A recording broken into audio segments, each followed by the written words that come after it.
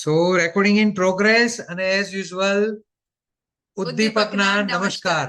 ઉમા અને દીપક weekend vibes with ઉદ્દીપક. ઉમા દીપકમાં તમારી સામે આ વખતે રવિવારના બદલે બીજા વારે આપણે મળી રહ્યા છીએ. 3 દિવસ માટે અમે એક યુનિવર્સિટી સાથેના કાર્યક્રમમાં હતા, એટલે આ વખતે રવિવારના બદલે આમ પણ આ વખતનો મોકો એવો હતો કે રક્ષાબંધન વિશેષ વેબિનાર હતો, અને એટલે ભાઈ બહેનનો એ બહુ જ સુંદર અવસર આપણા થોડા જ દિવસોમાં નજીક આવી રહ્યો છે. ત્યારે અમને એમ થયું કે ચાલો, સંબંધોની દુનિયાની સફર આપણે દર વખતે દર રવિવારે પરિવારનો રવિવારમાં કરતા હોઈએ છીએ, અને આ વખતે ભાઈ બહેનના એ હુંફાળા પવિત્ર મજાના સંબંધની વાતને લઈને 3 એલિમેન્ટ સાથે આપણે આ આજના વેબિનારનો શુભારંભ કરી રહ્યા છીએ. 3 એલિમેન્ટ હું જ્યારે કહું છું ત્યારે મને એમ કહેવું છે કે રિફ્રેશ, રિપેર અને રિકનેક્ટ. અને એટલે લેટ મી આસ્ક યુ, કાચો દોરો પાકી ગાંઠ એવું જે લખ્યું છે, એટલે રક્ષાબંધનના એ પાતળા એ તાતણાની વાત છે, પણ જે એની ગાંઠ છે એ પાકી ગાંઠ છે, અને જે જીવનભર જન્મથી જોડાયેલી બહુ મજાનું મધુર બંધન છે, એ સંદર્ભની વાત કરી રહ્યા છીએ. ત્યારે તમે જે આજનો વેબિનાર એટેન્ડ કરી રહ્યા છો, ત્યારે તમે જો બ્રધર તરીકે, ભાઈ તરીકે અહીંયા જોડાયેલા હો તો ચેટ બોક્સમાં બી લખો. તમે સિસ્ટરના પાર્ટ ઉપર તમે જોડાયેલા હો તો એસ લખો. પેરેન્ટ તરીકે તમે જોડાયેલા હો તમારા સંતાનોના સંદર્ભમાં તો પી લખો. અને ભાઈ બહેન બંને જો સાથે બેઠા હો તો બી એસ બંને લખો. કારણ કે ઘણા બધા ભાઈ બહેન બહુ જુદી જુદી જગ્યાએ રહે છે લોકેશન વાઇઝ, એટલે એ લોકોએ એકબીજાને લિંક મોકલેલી. ઓકે, એસ એસ, ઓકે, જિગીશાજી, Varshaji, okay. I want everybody to write. જો ભાઈ તરીકે જોડાતા હો તો બી લખો, સિસ્ટર તરીકે એસ, બંને બેઠા હો તો બી એસ, અને પેરેન્ટ તરીકે ક્યાંક જોડાયા હો કે તમારા સંતાનોના સંદર્ભમાં તમને એમ લાગે છે કે તમને જોડાવાની જરૂર લાગી છે તો પી. Okay, thank you for your kind responses. Okay, parent તરીકે પણ છે અને પેરેન્ટ પણ સાથે બેઠા છે અને સિસ્ટર પણ છે. Okay okay, great great. So let me share my screen first. અને આજની જે શરૂઆત કરવી છે એ બહુ જ મજાના કેટલાક નાનકડા રિફ્લેક્શનથી કરવી છે. ક્વિક ઇન્ટ્રોડક્શન તો આપણે દર વખતે કરીએ છીએ, તમારી સામેથી પસાર થઈ જશે. Let me share my screen first. Okay,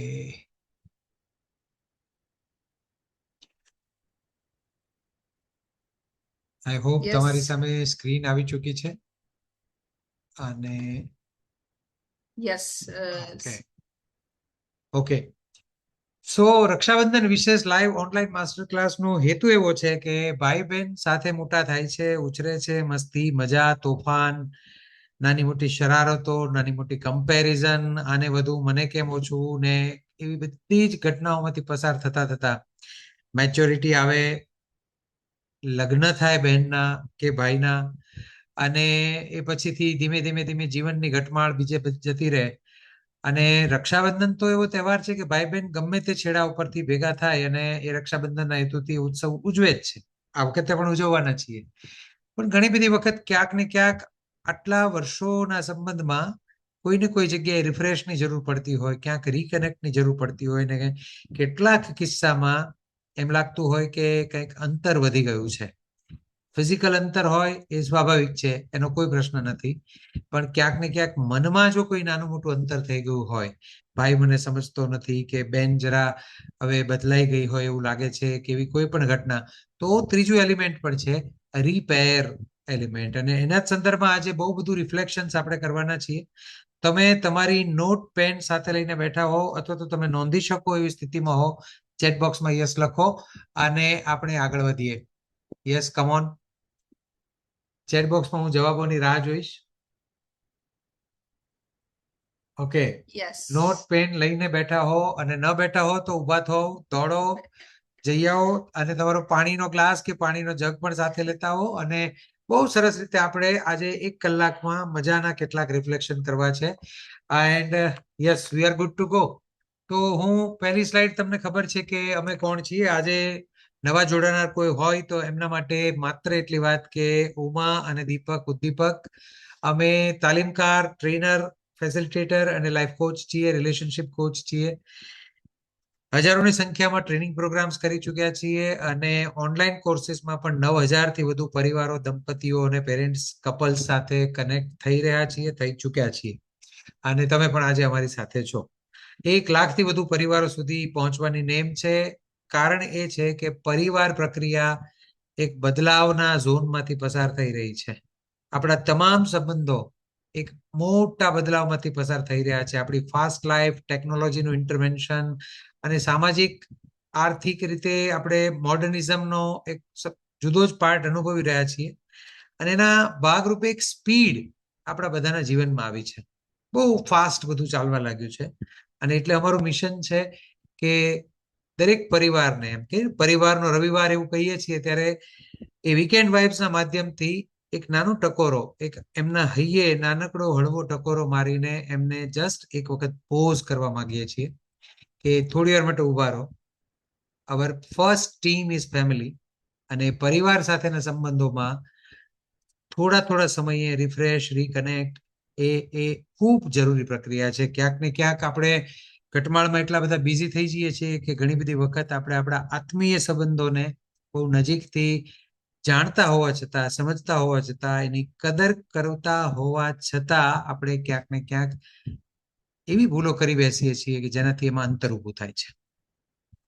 અને એ એલર્ટ મળે એ જગ્યાએ અમે કેટાલિસ્ટ તરીકે કામ કરી શકીએ એ હેતુથી અમે તમારી સાથે, એ અમારું પણ એક લાઈફ મિશન છે કે પરિવારો સાથે, દંપતીઓ સાથે એ રીતે જ કનેક્ટ થવું. સો ધેટ્સ ઇટ. અને યાદ છે આપણને કે તમે જ્યારે અહીંયા જોડાયા છો ત્યારે તમને ખબર જ છે કે open to learn, open to life, પોતાની જાત માટે આપણે બહુ જ સરસ રીતે ખુલ્લા મનથી શીખતા રહેવું છે અને બદલાવ માટે પણ ખુલ્લા મનથી તૈયાર રહેવું છે. લર્ન, અનલર્ન અને રીલર્નની પ્રક્રિયા સાથે જોડાયેલ રહેવું છે. અને બધી જ પ્રક્રિયામાં આપણને બધા જ જાણીએ છીએ એમ કે ગુરુ મંત્ર એક જ છે કે આમાં હું ક્યાં છું, હું શું કરી રહ્યો છું. બસ ત્યાં આપણે સતત આપણી જાતને શોધતા રહીએ. લર્નિંગ ડાયરી સૌથી પહેલા જ પૂછી લીધું છે, સાથે તમે લીધી જ હશે અને નોટ્સ તમે લખતા જ હશો, કારણ કે બધું યાદ નથી રહેતું. પણ છતાંય આ સંબંધોમાં મીઠાશ લાવવા માટે, સતત જાળવી રાખવા માટે એ નોંધ કરતા રહેજો. અને જાણું છું ખરા પણ જીવું છું ખરા, એ જે I might be knowing but am I living it, એ રૂલ આપણા બધા માટે બહુ સીધો ને સ્પષ્ટ રહેશે.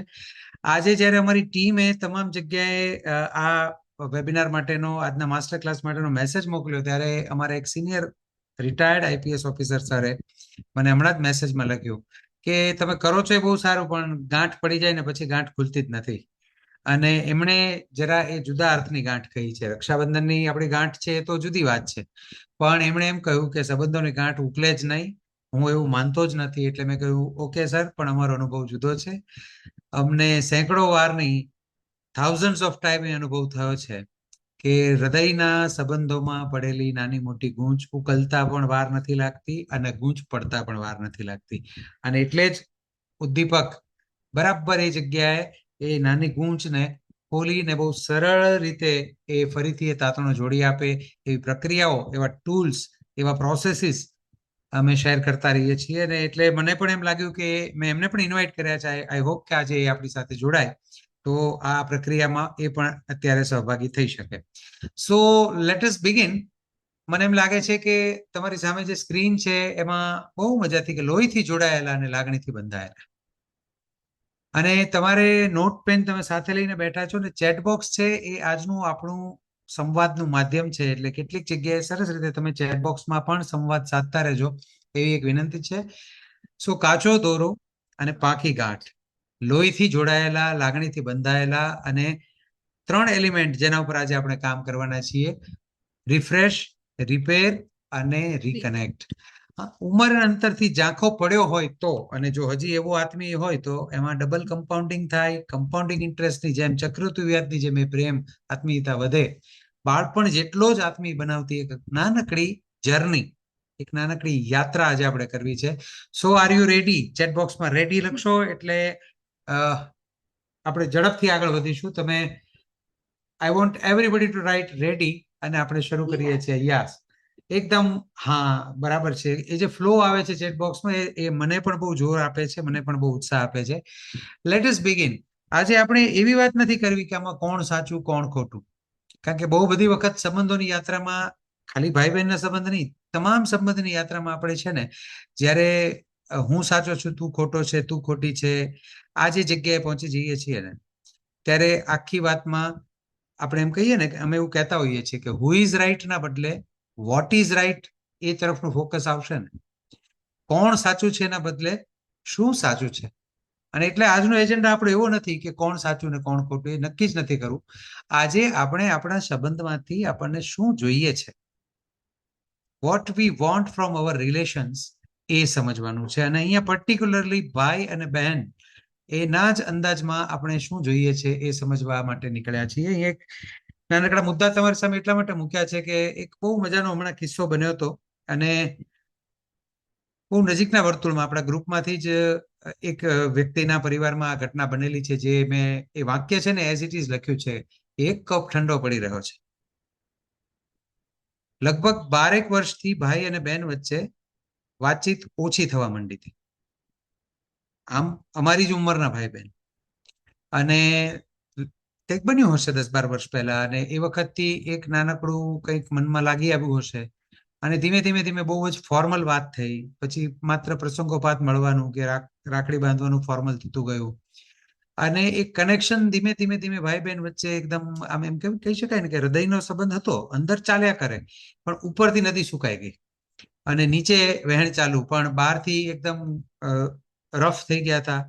અને એકબીજા સાથે વાત ના થાય, સરખો સંવાદ ના થાય, એકાદ મિનિટમાં ટેલિફોનમાં વાત પૂરી થઈ જાય. એક દિવસ બેનથી રહેવાયું નહીં. અને આવી જ રીતે રક્ષાબંધનના સમયગાળો આવતો હતો. એના થોડા દિવસ પહેલા હમણાં જેમ વીર પસલીના મેસેજ જતા હતા, એવો વીર પસલીનો એક મેસેજ જતો હતો. અને એમણે એમના બાળપણને યાદ કર્યું. એમના લગ્ન પહેલા બંને ભાઈ બહેન દરરોજ સવારે અને દરરોજ એક વખત સાંજે, એ જ્યારે સવારે ઘરે દિવસની શરૂઆત કરે અને સાંજે જ્યારે પોતાના કામથી ભણીને કે સ્કૂલેથી કોલેજેથી પાછા આવે, ત્યારે બંને સાથે બેસીને ચા પીતા. અને એ ચા પીવાનો સમય હતો, એ એમનો વી ટાઈમ હતો ભાઈ બહેનનો. અને બહુ જ ગપ્પાબાજી કરે, આજનો દિવસ કેવો રહ્યો, સવારમાં પણ ઉઠીને તરત જ ધીંગા મસ્તી ચાલતી હોય. અને લગભગ 10-15 મિનિટની પ્રક્રિયા રોજ ચાલતી. અને એ એમના જીવનનો એ સમયનો એ અગત્યનો તબક્કો હતો. અને હવે તો બંને દૂર છે, અને આમ પણ 10-12 વર્ષથી બહુ જ એકદમ કોરો પડી ગયેલો સંબંધ જેવું થઈ ગયું હતું. અને બેનથી રહેવાયું નહીં, એટલે એણે માત્ર એટલું કર્યું કે એણે ચા બનાવી અને 2 કપ મૂક્યા ટેબલ પર, અને એણે બંને કપનો ફોટો પાડીને ભાઈને મોકલ્યો. અને એમણે કોઈ લાંબી ફરિયાદ ન કરી, એમણે કોઈ એવી કમ્પ્લેન ના કરી કે તે આમ કર્યું છે, હું તારાથી દુઃખી છું, અથવા તો તેમ મેં આમ કર્યું એનાથી તું કદાચ તને નહીં ગમ્યું હોય, વોટ એવર. એણે એટલું જ લખ્યું કે એક કપ ઠંડો પડી રહ્યો છે. અને એ દિવસે ભાઈએ જ્યારે એ ફોટોગ્રાફ જોયો, અને પેલા મેસેજમાં તો ભાઈએ એક રડતી ઇમોજી જ મોકલી, આંખમાં આંસુ આવતા હોય એવી એક ઇમોજી મોકલી, પણ એ દિવસે રાત્રે એને પણ ઊંઘ ના આવી. એ પણ ખૂબ રડ્યો પોતાની એ જૂની બાબતને યાદ રાખીને. અને એમણે એવું કહ્યું કે આખો સમસ્યા કદાચ સમાપ્ત ના થઈ, પણ 12 વર્ષનું અમારું મૌન સમાપ્ત થયું. કારણ કે રાત્રે 1 વાગે ભાઈએ એને મેસેજ મોકલ્યો કે મજામાં તો છો ને. અને ફરીથી એ આખું એમ કહેવાય ને કે આખું એ ઓર્કેસ્ટ્રા, એ આખું ભાઈ બહેન વચ્ચેનું જે હાર્મોનિયસ સંબંધનું જે મ્યુઝિક હતું, જે કદાચ બેસુરું થઈ ગયું હતું કે નહોતું વાગતું, એ ફરીથી શરૂ થયું.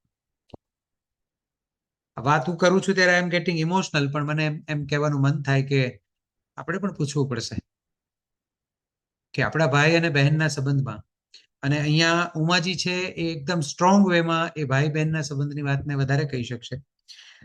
મારા પરિવારના સંદર્ભમાં હું વાત કરીશ તો મારા કઝિન સિસ્ટર્સ છે. અમે આમ 3 ભાઈઓ છીએ. પપ્પાને એ પણ 2 ભાઈઓ હતા. એટલે આમ સગી બહેન સીધી લોહીથી જોડાયેલી નહીં, પણ લોહીથી પણ વધારે સંબંધવાળી બહેનો મારે છે. અને એ બહેનો સાથેના સંબંધમાં પણ હું આ વાતને જોઉં છું, તો આ સવાલ મને પણ મારે પૂછવાનું મન થાય, અને આપણે પૂછીએ કે બેમાંથી એક કપ ચાનો કપ ઠંડો નથી પડી રહ્યો ને. આ વિચાર સાથે આપણે આજની વેબિનારની શરૂઆત કરવી છે, એવું મને લાગે છે. લેટ મી આસ્ક યુ, એક નાનકડો પોલ કરીએ ચેટ બોક્સમાં. તમે સિસ્ટર તરીકે જોડાયા છો, તમે બ્રધર તરીકે જોડાયા છો, અહીંયા 5 નંબર લખ્યા છે અને બિલકુલ આપણે સ્વસ્થતાથી આપણી પોતાની જાતને પૂછીને આપણે સવાલ લખવો છે, જવાબ લખવો છે. તમારે માત્ર નંબર જ લખવાનો છે કે આજે તમારો ભાઈ બહેનનો સંબંધ ક્યાં છે. પહેલા ક્યાં હતો એ ચાના કપની વાત થઈ છે, પણ આજે તમે જેટલા વર્ષથી ભાઈ બહેન, જેટલા ઉંમરના ભાઈ બહેન છો, તો આજે તમારો સંબંધ ક્યાં છે એનો વિકલ્પ ચેટ બોક્સમાં લખો. 1 નંબર પર ખૂબ આત્મીય છે, ખૂબ પ્રેમ છે, પણ વાતચીત ઓછી થાય છે, ક્યાંક મળાતું નથી, વાતચીત ઓછી થાય, ગેરસમજ થોડી થઈ છે, સોલ્વ નથી થઈ. લાંબુ મૌન છે 4 નંબર. અને જો અત્યારે તમે વાત સાંભળી હોય કે તમારા મનમાં કેટલાય દિવસથી એમ લાગતું હોય કે હા હું તો પહેલ કરવા તૈયાર છું, પણ ત્યાં કપ ઠંડો પડી ગયો છે, તો 5 નંબર. અને હું જોઈ રહ્યો છું ચેટ બોક્સમાં આપણી પાસે 2 નંબર આવી રહ્યા છે 2 નંબર છે, 4 નંબર છે, 3 નંબર યસ છે. અને યા વાહ, થેન્ક યુ. 5 નંબર સુધી કોઈ નથી, પણ 3 અને 4 નંબર પર આપણી પાસે બહુ જ સ્વાભાવિક છે. અને મને એમ એમ જરા પણ એમ નથી કહેવાનું કે ક્યાંય કોઈ આદર્શ પરિસ્થિતિ આપણે એવી ના જોવી જોઈએ એક જ હોય. એક હોય છે પણ એ અંડરકરન્ટ જતું રહે છે. એ આત્મીયતા તો, લગાવ તો, લોહીથી બંધાયેલા, લાગણીથી ભીંજાયેલા છીએ, તો એ તો છે જ, લોહીનો સંબંધ છે. પણ ક્યાંક ને ક્યાંક જીવન છે અને નાની મોટી ઘટનાઓ આવે અથવા તો મેચ્યોરિટી આવે, સંબંધો, હમણાં આપણે કેટલાક કારણો તપાસવા છે અને એને જોવું છે. પણ પહેલા આ સવાલથી આપણે જ્યારે પોતાનું મંથન શરૂ કરીએ છીએ ત્યારે આપણને ભાઈ બહેનના સંબંધની એ જે કાચી દોરી એ જે છે ને એને બરાબર આપણે ટચ કરવું છે. એ બહુ તાતણાને આપણે ટચ કરવું છે. ઉમાજી, મને એમ લાગે છે કે તમે એમાં કંઈક કહેવા માંગતા હશો. ચોક્કસ મને વિચાર આવે છે, મને કહેવાની ઈચ્છા થાય છે અને આમ એવું થાય છે કે રહી નથી શકતી, કારણ કે મારે 3 ભાઈ છે, હું એક બેન, એટલે આમ જોવા જઈએ તો થોડી લાડકી પણ ખરી. અને 3 ભાઈમાં 2 મોટા ભાઈઓ છે અને એક મારાથી નાનો ભાઈ છે. એટલે આમ અમારે એવું હતું કે 2 બેની જોડી, એટલે કે અમે નાના ભાઈ બેન બંનેની જોડી. આમ મારાથી 1.5 વર્ષ નાનો મારો ભાઈ છે, પણ એવું લાગે કે અમે ટ્વિન્સ હોય અને જે રીતે સાથે મોટા થઈએ કે જ્યાં જઈએ ત્યાં બંને જણા સાથે જ હોય, એવી રીતના મોટા થયા હોઈએ. પણ એ પણ ચોક્કસ કહેવું છે કે અહીંયા જયારે નંબર્સ લખ્યા છે ત્યારે લાગે કે યસ, આત્મીયતા ખૂબ છે, પણ હા, એવું ચોક્કસ સ્વીકારવું પડે કે ક્યાંક એવું થઈ ગયું છે કે બંને જણા એકબીજાની જિંદગીમાં ક્યાંક ને ક્યાંક એવા વ્યસ્ત થઈ ગયા હોઈએ કે પ્રેમ છે પણ વાતચીત એટલી બધી નથી થતી. બહુ સ્વાભાવિક એવું થાય છે. ક્યાંક એવો એકાદો મેસેજ ક્યારેક કરી દે કે ભાઈ કેમ છે બેન, મજામાં બેન, બસ હું મજામાં, આવી વાતો થતી હોય. અને ક્યારેક ફોનમાં વાત થાય તો અડધી અડધી કલાક વાત થાય તો આપણને એવું થાય કે યસ, આજે અમે ખુશ થયા. પણ એ ફોનમાં આટલી બધી વાત થવી એ મહિને 2-4 મહિને એકાદ વાર માંડ થતી હોય, અથવા તો કંઈક જન્મદિવસ કે કોઈ પ્રસંગ હોય ત્યારે થતી હોય છે. એટલે બહુ સ્વાભાવિક છે કે જે ટ્વિન્સની જેમ સાથે મોટા થયા છીએ, એ બધું જ સાથે. અને મને તો ત્યાં સુધી યાદ છે કે હું મારી સ્કૂલમાંથી, હું કન્યા શાળામાં ભણેલી છું, અને મારી સ્કૂલમાંથી પ્રવાસમાં જાઉં તોય હું મારા નાના ભાઈને મારી સાથે લઈ જાઉં. અને મારી સાથે ઘણા બધા લોકો રિલેટ પણ કરી શકશે કે એવું બહુ થતું કે આપણે શાળામાં હોઈએ ને આપણી સાથે પ્રવાસમાં આપણા નાના ભાઈ બહેનને અને ટીચર પણ એલાઉડ કરતા, અને આરામથી અમે બધી જ જગ્યાએ, લગભગ મને નથી યાદ આવતું હું એકલી ક્યારેય ક્યાંય ગયું હોઉં. તો એ યાદ છે ને, એ ખરેખર ખૂબ સરસ મજાનો ખજાનો છે એવું મને લાગે છે. તો અને એટલે મને એમ લાગે છે કે એક નાનકડી મેમરી એક્સરસાઇઝ આપણે કરવી જોઈએ. ચેટ બોક્સ આજે આપણું સંવાદનું માધ્યમ છે. બરાબર તમારી સામે ઉમાજી એ યાત્રા તમને કરાવી રહ્યા છે. તો એ જે એમણે પ્રવાસ યાદ કર્યો, એમ આપણે પણ આપણા બાળપણથી લઈને આજ સુધીની કેટલીક મહત્વની મજાની ઘટનાઓ યાદ કરવી છે. ઉમાજી, ઓવર ટુ યુ. યા ચોક્કસ મને ગમશે. અને એનું કારણ છે કે આપણે એક જ ફેમિલીમાં, એક જ ઘરમાં મોટા થયા છીએ. એક નાની સરસ મજાની એક્સરસાઇઝ કરવી છે. અને આમ આપણે વર્ચ્યુઅલી મળી રહ્યા છીએ, તમે અમને જોઈ રહ્યા છો, પણ મને એક રિક્વેસ્ટ કરવી છે કે તમે સરસ રીતે આ માત્ર ને માત્ર સાંભળો. એટલે કે તમે અત્યારે, હું જ્યારે આ બોલવા જઈ રહી છું ત્યારે તમારી આંખોને બંધ કરી અને જે હું બોલું એ મહેસૂસ કરવાનું, ફીલ કરવાનું, અનુભવવાનું શરૂ કરો, એવી મારી ઈચ્છા છે ખાસ. તો પ્લીઝ તમારી આંખો બંધ કરો અને આંખો બંધ કરીને એક થોડા ધીમા શ્વાસ લો અને પોતાના શ્વાસ ઉપર ધ્યાન કેન્દ્રિત કરો કે યસ, હું કંઈક એક સેટલડ એવી જે પરિસ્થિતિ જેને કહી શકાય, એવી આંખો બંધ કરીને પોતાના શ્વાસ ઉપર ધ્યાન કેન્દ્રિત કરો. ધ્યાન કેન્દ્રિત કર્યા પછી મારે તમને લઈ જવા છે જે આપણી મનની આંખો જ લઈ જઈ શકે છે. આ 2 આંખો નહીં લઈ જઈ શકે, કારણ કે મનની આંખો એટલી પાવરફુલ છે કે એની પાસે ઘણો બધો ખજાનો છે. તો એને બાળપણના ઘરમાં લઈ જવાના છે. યાદ કરો આપણું બાળપણનું ઘર. કદાચ બની શકે કે રાજ રચીલું સામાન કંઈક અલગ હતો, ઓછો હતો, એવું બની શકે છે. પણ ત્યાં દોડતા ભાઈ બહેન તમને દેખાશે.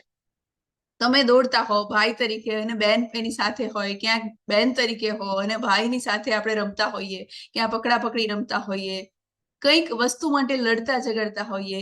ચિત્રો દેખાશે, કારણ કે મેમરીઝ આપણી બહુ સરસ સ્ટ્રોંગ આપણી પાસે છે.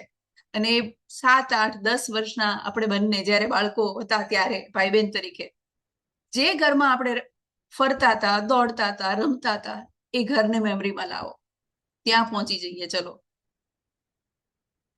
કોઈ એક મીઠી સ્મૃતિ તમને એવું થતું હોય. મેં થોડી વાર પહેલા જેમ યાદ કર્યું કે પ્રવાસમાં અમે બંને સાથે જતા. મને યાદ છે કે અમે બંને સાથે સાથે ઘર ઘર રમતા. અને એ તે અમારા ઘરમાં એક પલંગ હતો અને એની નીચે એક ચાદર લટકાવીને અમે અંદર નાના ઘર જેવું બનાવતા અને સરસ રીતે રમતા સાથે ઘર ઘર. કંઈક સ્મૃતિ આવી ભાઈ બહેન તરીકેની તમારી પાસે પણ હશે કે જે સાથે રમ્યા હોઈએ. સાથે કોઈક એવો ભાગ હોય જે ખાતા હોઈએ કે યસ ખિસ્સામાં ભર્યા હોય દાળિયા, ક્યાંક એનો રંગ છે એ ખિસ્સાને લાગી ગયો હોય, એવું પણ બની શકે છે. પેંડાને ચાટીને ખાવો. પેંડો મમ્મી પપ્પાએ આપ્યો હોય આપણને અને એને ચાટી ચાટીને ખાતા હોઈએ, એ કંઈક મેમરી, બહુ બધી મેમરી છે જે આપણી પાસે છે. એવી એક મીઠી સ્મૃતિ આપણે યાદ કરવી છે. અને આપણા ભાઈ કે આપણા બહેનની એક એવી કંઈક ખાસિયત, એવી કંઈક વિશિષ્ટતા જેનો હજી આજે ગર્વ થાય છે, એ ખાસિયત યાદ કરવી છે. કંઈક એની રીત હોય, કંઈક એની પદ્ધતિ હોય, કોઈ ખાવાની પદ્ધતિ, કોઈ બોલવાની, હસવાની, વાત કરવાની રીત, જે હજી આજે આપણને એવું થાય કે યસ, એ મારો ભાઈ છે ને, એનો એ આ રીતે વાત કરે, આ રીતે બોલે, આ શબ્દ એના માટે ખાસ છે. એના ગાલમાં જે બેનના ગાલમાં જે ખાડા પડે ને, એ બોલે હસે ત્યારે, એ મને યાદ છે હજી. તો કંઈ પણ એવી વાત, એવી કોઈ ખાસિયત, એવી એની રીત, એની પદ્ધતિ જેના માટે તમને આજે ગર્વ થાય છે, ગમે છે યાદ કરવી, અને કંઈક એક સુકૂન અનુભવાય છે, એ ખાસિયત યાદ કરો. ચોક્કસ તમને યાદ આવી હશે.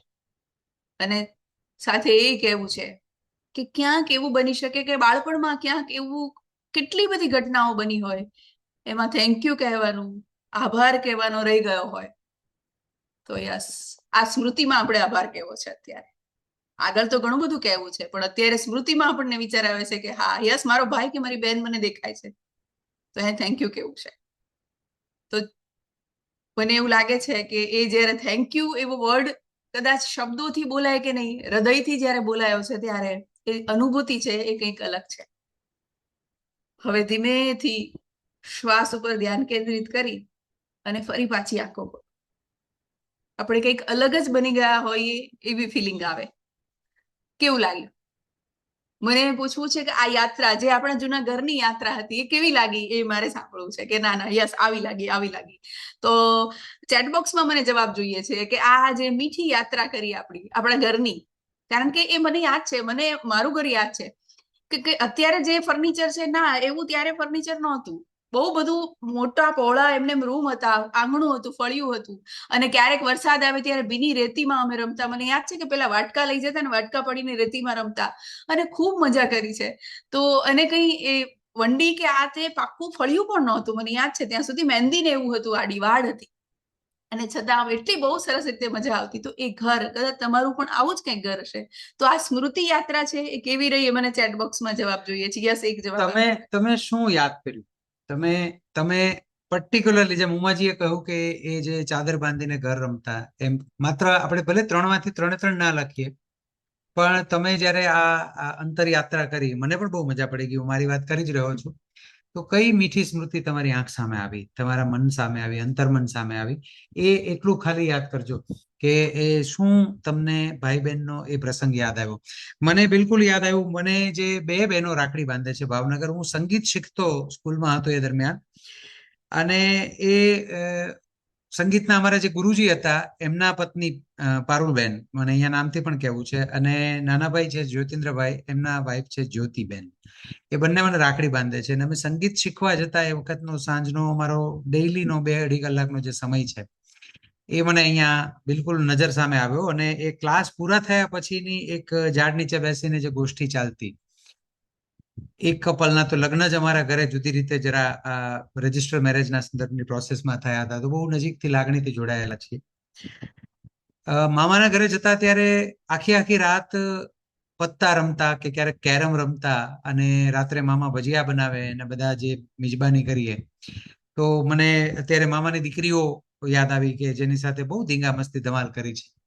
બધા જ 50-50 આજુબાજુની 50-55 બહેનો મોટી પણ છે, અને એ જગ્યાએ પહોંચ્યા છીએ. અને ઓફિસમાં જ્યારેથી જોબ કરતા થયા, અને એ વખતે એક જેની કદાચ હું એમ જ કહું છું કે આજે હું જે કંઈ છું એ એમના થકી છું, એવા એક વડીલ કહું, માં કહું, હું એને આઈ સોનલ કહું છું, એ પણ મને યાદ આવ્યા કે ઘણી વખત ઓફિસથી સાંજે એમના ઘરે જતા અને સાથે જમતા, અને પાછું એમણે મને બરાબર ઇક્વાલિટીના પાઠ ભણાવ્યા છે. બહુ બહુ અદ્ભુત રીતે મને આજે હું ઉમાજી પ્રત્યે જે કદાચ જેન્ડર ઇક્વાલિટીના સંદર્ભમાં કંઈ જોઈ શકું છું, કે આખી દુનિયાની મહિલાઓને જે રીતે હું રિસ્પેક્ટથી ને ઇક્વાલિટીથી જોઈ શકું છું ને, એ એમના પ્રતાપે છે. તો એમના ઘરે જઈએ ને એટલે આપણે છાપું વાંચતા હોય, એટલે એ આવીને એવું કહે કે છાપું છે ને વાંચે છે, ચલ મારી સાથે થોડા વાસણ પડ્યા છે, વાસણ ધોઈ કાઢ, આવડે કે ના આવડે, હું ઊભી છું બાજુમાં. અને પછી લોટ બાંધતા હોય, એમાં વળી પાછું નાનું મોટું કંઈક શાક સમારવાનું કામ આપે, શીખવાડે, ને રસોડામાં જ એ કન્વર્સેશન્સ ને વાતો થાય, ને પછી સાથે જમીએ. મને બિલકુલ અત્યારે યાદ આવે છે. અત્યારે એ વિદેશ છે, અને કદાચ ત્યાંથી જોડાયા, મેં મેસેજ તો કર્યો હતો, પણ એ ત્યાંથી સમયના કારણે જોડાઈ શકે એવી રીતે પરિસ્થિતિમાં ના હોય.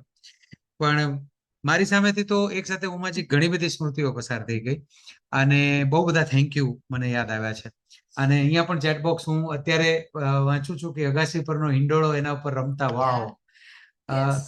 વાહ. અને હિંચકો એવું લખ્યું છે ત્યારે તો મને યાદ આવે છે કે ઘણા બધા મારી સાથે રિલેટ કરશે કે અમે ભાઈ બહેન એમાં હિંચકાને એક પ્રકારની બસ બનાવી દેતા, અને ટન ટન કરીને ઊભી રાખવાની બસ, અને હિંચકો ચાલતો હોય એટલે બસ આગળ વધે છે, ટિકિટ આપવાની, આ બધું જ. એક વ્યક્તિ કંડક્ટર છે, એક વ્યક્તિ ડ્રાઈવર છે, અને બીજા વ્યક્તિ બધું ચલાવે છે, અને એ મજાનું હતું. એ હિંચકો જ જાણે બસ હોય એવી ફિલિંગ આવે છે. અને કદાચ અમે ક્યારેક એવું મને યાદ આવે છે કે ત્યારે તો પ્લેનમાં ક્યારેય બેસેલા નહીં, પણ આકાશમાં ઉડતું પ્લેન જોયેલું, એટલે એવું વિચારતા કે આ હિંચકો આપણું પ્લેન છે, અને પ્લેનમાં આપણે બેઠા છીએ અને મુસાફરી કરી રહ્યા છીએ. આવી રમતો પણ બહુ રમી છે. તમે જે હિંચકો કહો છો ને, એવું અહીંયા અત્યારે હની લખી રહી છે કે દાદાની લાકડીને ટ્રેન બનાવીને રમતા એમ. એટલે તમે હિંચકાને બસ બનાવ્યું તો કોઈએ લાકડીને, એટલે અદ્ભુત છે આ. અને સિબલિંગ્સના સંબંધો, હું અહીંયા ભાઈ બહેન અને એની સાથે ટૂંકમાં ભાઈ ભાઈ કે ભાઈ બહેનનો જે આખો જે સંબંધ છે ને સિબલિંગ્સનો, એ બહુ અદ્ભુત અદ્ભુત. આપણે હું ઘણી વખત એક મેં વિડીયો બનાવ્યો, યુટ્યુબ પર છે જ, બહુ વખત પહેલા રક્ષાબંધન પર જ બનાવ્યો છે. તું એટલે મમ્મી પપ્પાએ મને આપેલી ભેટ, આવી રીતે મેં એક વિડીયો બનાવેલો. અને આ અહીંયા આગળ જે તમને યાદ આવ્યું છે ને, મને એમ કહેવું છે કે ઉમાજીએ બહુ સરસ રીતે આપણને કદાચ એક ગાઈડેડ મેડિટેશનની જેમ જ આપણને અંતરયાત્રા કરાવડાવીને, ત્યારે એ ક્યુ થેન્ક યુ કહેવાનું રહી ગયું છે ને, એ સવાલ. કારણ કે મસ્તી બહુ કરી લીધી હશે, અને એ મસ્તીની બહુ મજા હતી ને, એટલું ખાલી રેસિપ્રોકેટ કરવાનું જો રહી ગયું હોય ને, તો યાદી બનાવી લેજો. કારણ કે ઘણી બધી વખત અત્યારે જો કદાચ સહેજ ઝાંખો થયો હશે ને સંબંધ, તો અહીંયા નીચે લખ્યું છે, બરાબર બરાબર યાદ રાખ્યા જેવું છે, કે એ મેમરીઝ છે ને, એ એની સાથે અત્યારે કદાચ કંઈ ઝાંખો થયો હશે તો બે પેરેલલ આવતું હશે તમારી સાથે. પણ એ સમસ્યાનો ઇનકાર નથી કરવો, પણ આ મેમરી જે છે ને, એ આપણા સંબંધનું મૂળ સત્ય આપણને અત્યારે યાદ કરાવે છે. અને મૂળ સત્યને અત્યારે યાદ રાખી અને આપણે નેક્સ્ટ સ્ટેપ પર આગળ જઈએ. અને યસ, આજ બાળપણથી જ આજ સુધીમાં ઘણી બધી વખત આપણને યાદ છે કે બાળપણમાં જે ઘટનાઓ આપણી સાથે બની છે, મને યાદ આવે. મને એક ઘટના કહેવી છે કે મારા પિતાજી ઓફિસ જિલ્લા પંચાયતમાં જોબ કરતા હતા, અત્યારે રિટાયર થઈ ગયા છે. તો એ બપોરે 2:30 વાગે રિસેસમાં ઘરે આવે છે, અને રોજે ઘરે આવે. અમે ભાઈ બહેન, સવારની સ્કૂલ હતી, અમે ભાઈ બહેન ઘરે હોઈએ એટલે 2:30 વાગે, એટલે કે 2:30 5 વાગે, એટલે બારી ઉપર ચડીને આમ ટીંગાઈને રાહ જોતા હોઈએ, અને ક્યારે આવશે ક્યારે આવશે. એટલે પછી ક્યારે આવશે એમાં પછી બંને જણા વાત કરવા માંડીએ કે જો અત્યારે ઓફિસેથી નીકળ્યા હશે, સાયકલ ઉપર બેઠા હશે, હવે ધીમે ધીમે અહીંયા ટર્ન લીધું હશે, ટર્ન લઈને અહીંયા પહોંચ્યા હશે, અને પછી એવું કહીએ કે અહીંયા ઘર પાસે નથી દેખાતા, એનો મતલબ એમ કે રસ્તામાં કોઈ મળી ગયું છે અને એ વાતો કરે છે કોઈ સાથે. અને જ્યારે ટર્ન લે ત્યારે કે હા, હવે એ વાત પૂરી થઈ ગઈ છે ને હવે અહીંયા આવી ગયા છે. એક આ બાળપણની એક સ્મૃતિ સરસ મજાની કે હા. અને આ મારી રોજની રમત હતી. રોજે એવું વિચારીએ કે અહીંયા પહોંચ્યા હશે, અહીંયા પહોંચ્યા હશે, અહીંયા પહોંચ્યા હશે. ઘણી બધી ઘટનાઓ ખજાનો આપણી પાસે છે. કદાચ એક થાળીમાં જમતા હોઈએ, ઘણી બધી વખત ઝઘડ્યા પણ હોઈએ, અને ઝઘડ્યા હોઈએ એટલે એવા ઝઘડ્યા હોઈએ કે કદાચ મને તો યાદ આવે છે દીપકજી કે મારી બા એવું કહેતા, જ્યારે મારો ભાઈ મને મારે ત્યારે મારી બા એવું કહેતા કે બેનને મરાય નહીં, નહીંતર હાથમાં કાંટા ઉગે. આ વાક્ય તમે પણ સાંભળ્યા હશે. ત્યારે મારો ભાઈ એવું કહેતો કે હાથમાં કાંટા ઉગશે ને તો પછી મારવાની જરૂર નહીં પડે, પછી તો હું ખાલી વાલી વાલી કરીશ ને તોય વાંધો નહીં આવે. એટલે એટલી બધી વખત ઝઘડ્યા છીએ, અને ઝઘડ્યા હોઈએ એટલે જાણે એમ થઈ જાય કે આ જિંદગી પર કોઈ દિવસ બોલશું જ નહીં, પણ 5 થી 10 મિનિટે કદાચ આપણાથી સહન ના થાય અને સતત ફરી પાછા ભૂલી જઈએ અને એનો જ રમ્યા કર્યા હોઈએ, જાણે ક્યારેય અબોલા લીધા જ નથી એવી રીતે બોલ્યા હોય, એવું પણ બની શકે. અને કેટલી બધી વાતો એ બોલ્યા વગર એકબીજા સાથેની બાળપણમાં સમજાઈ દીધી. અને ક્યાંક ભાઈ બહેન એકબીજાને બચાવતા પણ હોઈએ આપણે. ઘણી બધી વખત એવું થતું હોય કે પેરેન્ટ્સ પાસે અમુક ફરિયાદો ગયું હોય, અમુક કંઈક ઘટના, કંઈક વસ્તુ તૂટી ગઈ છે, ત્યારે કંઈક આપણે માથે ઓઢી લીધું હોય, ભાઈએ માથે ઓઢી લીધું હોય. આવું બધું બહુ બન્યું છે, કેટલી બધી ઘટનાઓ છે. અને હું જો બોલું છું ત્યારે તમારી પાસે પણ એક મસ્ત મજાનો સરસ મજાનો ખજાનો છે, અને એ આજે કદાચ એવું બને કે ઘણા વખતથી આપણે મળ્યા પણ ન હોઈએ, એવું બની શકે. વાત માત્ર બર્થડે કે એનિવર્સરી ઉપર થતી હોય, કઈ પ્રસંગ હોય, કઈ એવું હોય ત્યારે વાત થતી હોય. હા, સંબંધો ત્યાં જ છે, વહેણ જે છે તે પ્રેમનું એ ત્યાં જ છે, પણ છતાંય તે શું વાત કરવી, એ કઈ કામમાં હશે. એની ઓફિસ કે એની જે દુકાન છે તો એને કામમાં હશે. આપણે અત્યારે ક્યાં ફોન કરવો એને, અને એને એવો વિચાર આવતો હોય કે યસ બેન છે એ કઈક કામમાં હશે, અત્યારે ફોન નથી કરવો, પછી કરીશ, પછી વાત કરી લઈશ. અને ક્યાંક ને ક્યાંક આપણે પાછું ઠેલે જતા હોય એવું પણ બની જાય. અને એને કારણે એક જૂની વાતને કારણે કંઈક એવું દિવાલ જેવું રચાઈ ગયું હોય એવું પણ બની શકે કે કેમ વાત નહીં થતી હોય. પ્રેમ છે પણ એની અભિવ્યક્તિ ઓછી થઈ ગઈ, એક્સપ્રેશન ઓછા થઈ ગયા છે. વોટ્સએપ છે, આટલા બધા મેસેજ છે, એટલે સોશિયલ મીડિયાના પ્લેટફોર્મ છે, કેટલા બધા લોકો સાથે બહુ બધી વાત આપણે કરીએ છીએ. કદાચ આપણું પ્રોફેશનલી પણ ઘણું બધું સોશિયલ મીડિયા થ્રુ ચાલી રહ્યું હોય, પણ ભાઈ બહેન તરીકે ક્યાંક શબ્દો ખૂટી પડ્યા હોય એવું લાગે છે. અને એટલે એ જગ્યાએ મને એમ લાગે છે કે આ રિફ્રેશ, આજે આપણે વાત કરીએ ને રિફ્રેશ, રિપેર અને રિકનેક્ટ, રક્ષાબંધન આવી જ રહ્યું છે. તમારું જે જગ્યાએ, જે નદીનું વહેણ ઉમાજી જે શબ્દ બોલ્યા છે, એ ભાઈ બહેન તરીકે તમે અત્યારે જે જગ્યાએ છો એ જગ્યાએથી રિફ્રેશ, રિપેર અને રિકનેક્ટનો સમય છે. અને રક્ષાબંધન નજીક છે એટલે પહેલ કોણ કરશે એ પહેલ કરનાર અત્યારે અમારી સાથે આ વેબિનારમાં જોડાયેલા છે. સો ઓલ ધ બેસ્ટ. હું આગળ વધું છું. ખૂબ જગ્યાએ ઇમોશન્સથી ભરાઈ જવાય એવી સ્થિતિમાં ઉમાજી અત્યારે વાત કરી દીધી, એટલે એમના પાર્ટની વાતને પણ હું આગળ લઈ જાઉં છું. પણ એ રિપેર શું કામ? કારણ કે એમાં ક્યાંય કોઈનો વાંક છે કે કોઈ પેલું એ છે નહીં, પણ વ્યક્તિ, વસ્તુ અને પરિસ્થિતિ સતત બદલાતી રહે છે. આપણામાં પણ બદલાવ આવતા રહે છે, જીવનમાં સંદર્ભો, વસ્તુઓ આજુબાજુની બદલાતી રહે છે, નોકરીમાં બદલીઓ થાય છે, દૂર જવાનું થાય છે, લગ્ન થાય છે, બેન સાસરે જાય છે, પછી જે ફરી આવે છે સાસરેથી ત્યારે દીકરી એક બહુ જુદી ભૂમિકામાં આવતી હોય છે.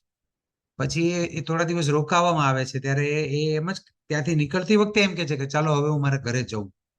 એટલે આખે આખું મારું ઘર જે છે એની વ્યાખ્યા બદલાઈ ચૂકી હોય છે દીકરી માટે. અને બહુ બધી ઘટના આપણી સામે આવે છે. એટલે 5 એરિયામાં મને એવું લાગે છે કે આપણે તપાસવું જોઈએ કે આજે મારો ભાઈ અને બહેન તરીકેનો જો સંબંધ છે, પેલી બાળપણની મસ્તી, એ ગાડી ગાડી રમ્યા કે એ પત્તા રમ્યા ને કેરમ રમ્યા ને ધમાલ મસ્તી કરી, સંતા કુકડી ને ખૂબ મજા હતી. આપણી પાસે તો એવા કેટલા બધા ગીતોના આપણે તરત જ હમણાં વોટ્સએપના સ્ટેટસ પર મૂકીશું, કોણ હલાવે, હા, અને ભાઈની બેની લાડકી ને ખમ્મા વીરાને જાઉં, કેટલા બધા ગીતો છે આપણી પાસે. ભૈયાને બહેનાને ભાઈ કી કલાઈ પે, બધા ગીતો વાગશે હમણાં. પણ એ જે સંગીત વાગશે એ એક દિવસ પૂરતું વાગશે, એ તો વાગશે જ. પણ અહીંયા આ 5 એલિમેન્ટમાંથી પોતાને જોવો જોઈએ, પોતાને પૂછવું જોઈએ કે કદાચ જીવનની ગતિ બદલાઈ ગઈ એટલે ક્યાંક એ નાની મોટી ઝાંખપ કે એ નિયમિતતા જળવાઈતી નથી. કારણ કે કામમાં હશે કે બિઝી હશે કે અત્યારે સમય યોગ્ય નથી કે પછી કરીશ ને એ જે બધી વસ્તુઓ આવે છે, અને એ કામમાં હશે નહીં, પોતે પણ હોય, એ જગ્યાએ પણ આવી જાય તો જીવનની ગતિ બદલાઈ ગઈ. ક્યાંક વણકહી કેટલીક અણકહી અપેક્ષાઓ આવી ગઈ હોય કે કોઈ જગ્યાએ કોઈ પ્રસંગમાં કંઈક મેં એક્સપેક્ટ કર્યું હોય એ પ્રમાણે ના થયું હોય, બેન કે ભાઈ એમ વર્તી ના હોય. ક્યાંક મનમાં એમ થયું કે આ જગ્યાએ તો તારે આમ કરવું જોઈએ ને, આટલા વખતે તારે મારી બાજુમાં ઉભું રહેવું જોઈએ ને, તું કેમ ના બોલ્યો કે ના આમ બોલી. તો એવી કોઈ અપેક્ષા જે એક નાનકડી અહીંયા એ જુદા પ્રકારની ગાંઠ સ્વરૂપે આપણા મનમાં વિકસી રહી હોય. બદલાયેલી ભૂમિકાઓ ઓબ્વિયસ છે, બદલાયેલી ભૂમિકાઓ, કારણ કે હવે તમે ત્યારે તો નાનકડા ભાઈ બહેન હતા અને મમ્મી પપ્પાના સંતાન હતા, પણ હવે તમે પોતે પિતા કે માતા છો, તમે પોતે પતિ કે પત્ની છો, તમારું પોતાનું એક એક્સટેન્ડેડ ફેમિલી છે, તમારા એ પરિવારની પ્રત્યેની એક રિસ્પોન્સિબિલિટીઝ છે. બહુ બધી ભૂમિકાઓ બદલાઈ ગઈ છે. પ્રોફેશનલી ખૂબ બધી સામાજિક અને કૌટુંબિક અને વ્યાવસાયિક જવાબદારીઓ આપણે નિભાવતા હોઈએ. તો એ બદલાયેલી ભૂમિકાઓ છે, સ્વાભાવિક રીતે ક્યાંક ને ક્યાંક થોડું અંતર લાવતી હોય. એમાં કોશિશ કરો તો ઝડપથી ત્યાં રિકનેક્ટ થતું હોય છે, પણ એ પણ એક કારણ છે. ક્યારેક કોઈ અધૂરું અર્થઘટન કહ્યા વિનાનું. મિત્રોના સંદર્ભમાં હું ઘણી વાર આવું કહું કે તમે મિત્રો સાથે રેગ્યુલર વાત કરતા હો પછી એકાદ મહિનો ફોન ના આવે ને એટલે આપણને મન થાય કે લાવ ને મહિનાથી વાત નથી તો આપણે કરીએ. પછી તારો એ કેમ નથી કરતો, હું તો કામમાં હતો મહિનાથી, તો કામ નતું, એ કેમ ના કરે, તો રાહ જોવા દે ક્યારે કરે છે, એમ કરીને આપણે રાહ જોઈએ. એવું પહેલો વિચારતો હોય. એમ કરતા કરતા 6-7 મહિના થઈ જાય પછી ફોન શેના ઉપર થાય અથવા રૂબરૂ મળે ત્યારે કેમ ફોન નથી કરતો, તું ક્યાં કરે છે, અને ઝઘડો થાય.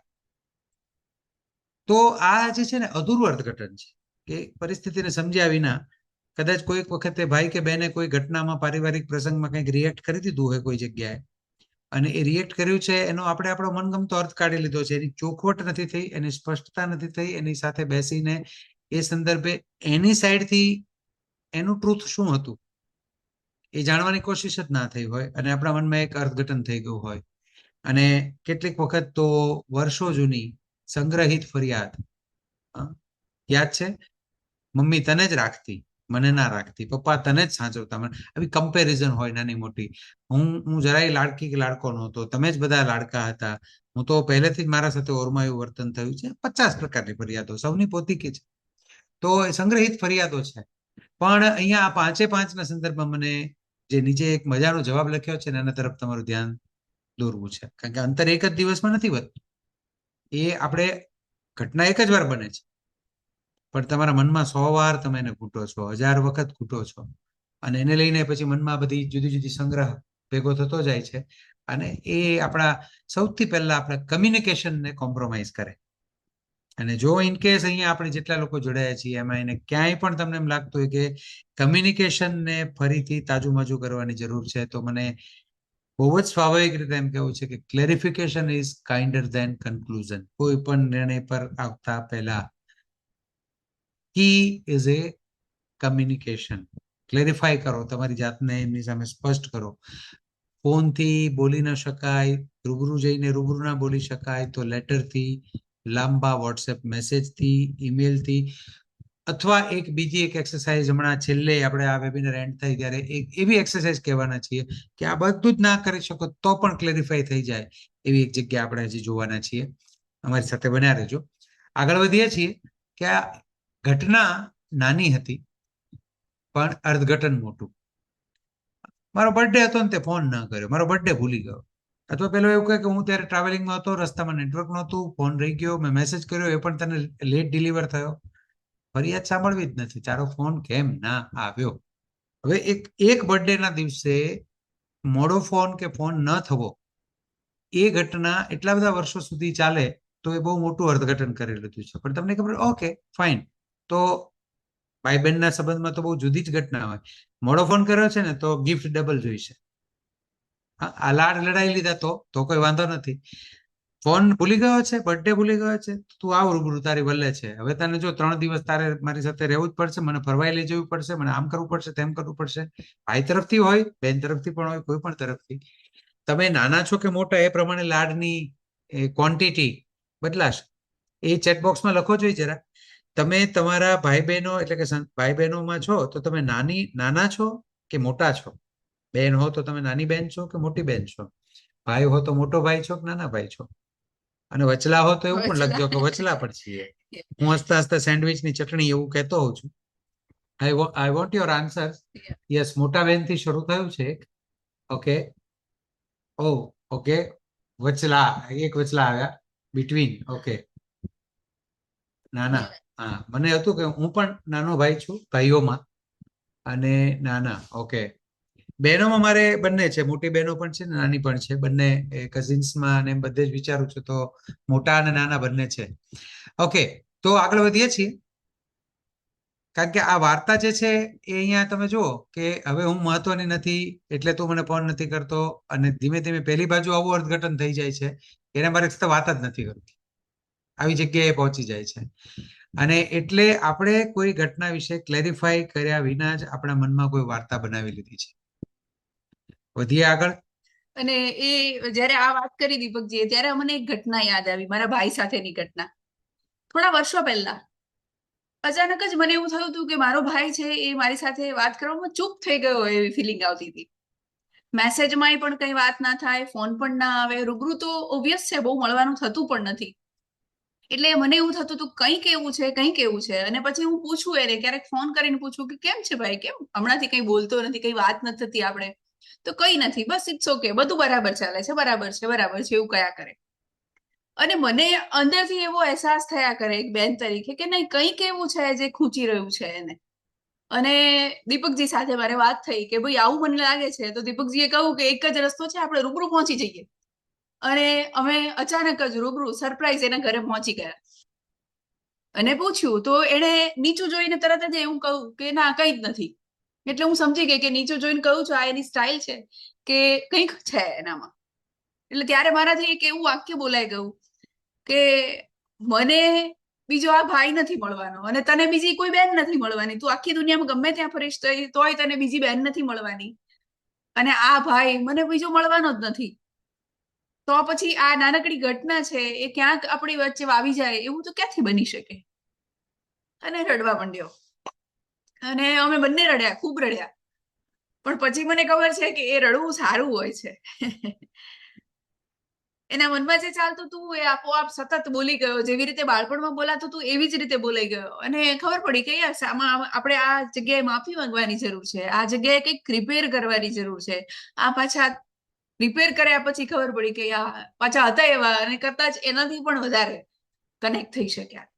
તો આ ઘટનાઓ છે, ક્યારેક આપણને એવું થઈ જાય કે નાનકડું એવું કંઈક વવાઈ જતું હોય, અને ઈરાદો નથી હોતો, પણ એ ઘટનાને કારણે થઈ જતું હોય. પણ પછી એવું થાય કે ક્યાંક કોક એ માફી માંગી લેશે, અથવા તો હવે એવી નાની વાતમાં શું કહેવાની જરૂરિયાત હોય, હવે એ ફરીથી ઉખેડવું નથી, પૂરું થઈ ગયું છે બધું. પણ એવું ક્યારેક નથી હોતું. એને એક સરસ મજાનું ક્લોઝર આપીએ તો એક નવું કનેક્શન છે એ બનતું હોય એવું લાગે. તો યસ, બની શકે કે આપણને એવું થાય કે ક્યાંક ફરિયાદ હોય આપણી કે તું ફોન નથી કરતો કે નથી કરતી, તને અમારી જરૂર નથી, એવું લાગ્યા કરે, ડિસ્ટન્સ ફીલ થયા કરે. કારણ કે એક વખત જે ઘરમાં ફેમિલીમાં ભાઈ બહેન સાથે મોટા થઈ રહ્યા હોય એવી વખતે બેયનું ઇમ્પોર્ટન્સ સરખું હોય એવી ફિલિંગ આવતી હોય. પણ જ્યારે બહેન સાસરે પરણીને જાય છે ત્યારે ક્યારેક એવું થવા માંડે કે તને મારી જરૂરિયાત નથી, મને તારી જરૂરિયાત નથી, મહત્વ જ નથી તને, તું તારા સંસારમાં ખોવાઈ ગયો અથવા તો ખોવાઈ ગઈ છે, ભાભી ના આવ્યા પછી ભાઈ બદલાઈ ગયો છે. આવી બધી જ નાની મોટી ફિલિંગ હોઈ શકે કંઈ પણ. અને બધું જ હું જ મારે જ કરવાનું છે, પપ્પાની મમ્મીની કાળજી મારે જ લેવાની છે, ફેમિલીની જવાબદારી મારે જ ઉપાડવાની છે, તું કંઈ કરી ના શકે. આવી બધી જ વાત ક્યાંક વચ્ચે આવી જતી હોય, અને આવા શબ્દો બોલાઈ પણ જતા હોય. પણ એની અંદરની લાગણી કઈ છે, નીચે વાંચો, જો એ પરફેક્ટ લખ્યું છે એ લાગણીઓ, કે મને તારી ખોટ ચાલે છે, મારે એકલા કરવું પડે છે, તારો ફોન નથી આવતો તો મને એવું થાય છે કે જાણે તું ક્યાં ગઈ કે ક્યાં ગયો, એ ખોટ છે મને તારી. મારે તારા જીવનમાં મારું સ્થાન છે જે પહેલા હતું એવું ને એવું અનુભવવું છે એ વાત ચોક્કસ છે. પણ તારા ફોનની એટલે જરૂર છે, તારી એટલે જરૂર છે, કારણ કે તારું એ સ્થાન જ્યાં છે એ ત્યાં અનુભવવું છે, ફીલ કરવું છે. અને હું જે મમ્મી પપ્પા માટે કરું છું, ફેમિલી માટે કરું છું, કંઈ પણ કરું છું, થોડી કદર પણ થવી જોઈએ. એ ચોક્કસ એ કદર થાય છે તો એ જે કરે છે ને એનું એને બળ મળતું હોય છે. એટલે ક્યારેક એવું ક્યાંક ભાઈ કે બેન એકબીજા બોલી જતા હોય એકબીજા માટે, મારે જ બધું કરવાનું, તારે કંઈ કરવાનું જ નહીં, જો એવું વાક્ય કદાચ ભાઈ ભાઈમાં ને એવું બોલી શકે કે 2 કે 3 ભાઈઓ 4 ભાઈઓ હોય, અથવા તો ભાઈ બહેન બધામાં, કે મારે જ બધું કરવાનું, એવી જો કોઈ ફરિયાદ હોય તો ક્યાંક રેકોગ્નાઇઝેશન માંગે છે એવું કહી શકીએ. એટલે હાઉ મેની ઓફ અસ આ મુદ્દા ઉપર એગ્રી થાવ છો કે ઉપર દેખાય છે એ ક્યાંક ફરિયાદ, ક્યાંક કમ્પ્લેન, ક્યાં તો બહુ જનરલ ફોર્મલ વાત, અને અંડરકરન્ટ મારું ઇમ્પોર્ટન્સ ક્યાંક ઓછું નથી થયું ને, હું તારા જીવનમાં એ જ જગ્યાએ છું ને, એ અનુભવવું છે. કેટલા લોકો આપણે how many of us agree થઈએ છીએ? જો if you are agree, chat બોક્સમાં લખો એગ્રી. અને ફરિયાદ એ આમ જોવા જઈએ તો ફરિયાદ છે જ નહીં. ફરિયાદ એ ખરેખર પ્રેમની જ એક બીજી ભાષા છે, કે કંઈક બગડ્યું છે એના માટેની ભાષા છે. ફરિયાદ એ છે કે પ્રેમ છે જ એટલે જ ફરિયાદ થાય છે. પ્રેમ ના હોત તો ફરિયાદ જ ના થાય, પણ ફરિયાદ થાય છે એટલે પ્રેમ છે મૂળમાં તો.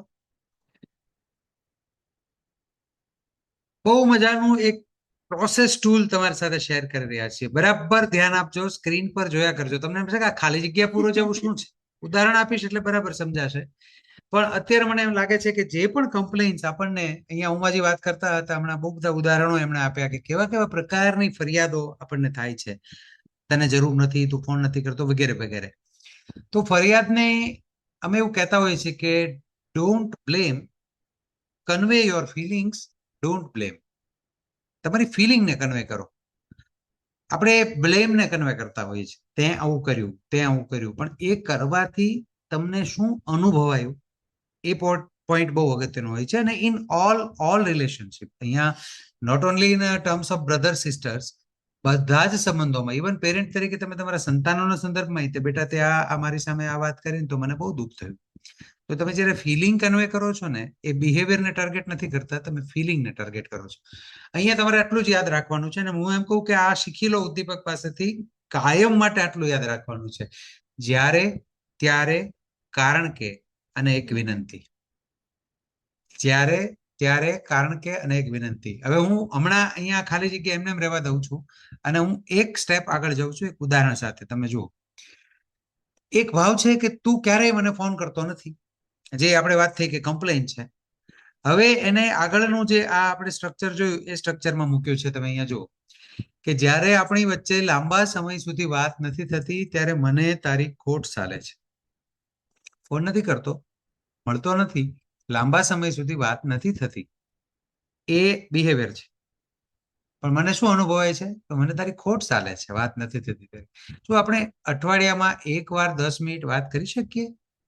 આ પ્રસ્તાવ છે, આ એક નાની વિનંતી છે. અને એમાં એવડા મોટા સોલ્યુશન્સ છે, કારણ કે ત્યાં કોઈ 3 લેટર વર્ડ વચ્ચે આવી ગયો હોય, EGO, તો એ પણ ઓગળી જશે.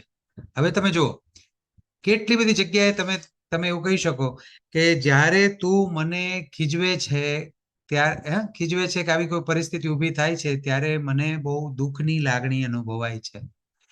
મારા માટે તારી સાથે જમવા બેસવું, તારી સાથે ચા પીવી, મારા માટે તારી સાથે વોક પર જવું, મારા માટે તારી સાથે રૂમ પર આપણે સાથે રહેતા હોઈએ તો ત્યાં ધીંગા મસ્તી કરતા હતા, એ ધીંગા મસ્તી એ બહુ મહત્વની છે. શું આપણે અઠવાડિયે એક વખત માત્ર હાહા હીહી માટે, મસ્તી માટે ફોન ના કરી શકીએ? માત્ર મહિને એક વખત આપણે વર્ચ્યુઅલ ચા ન પી શકીએ?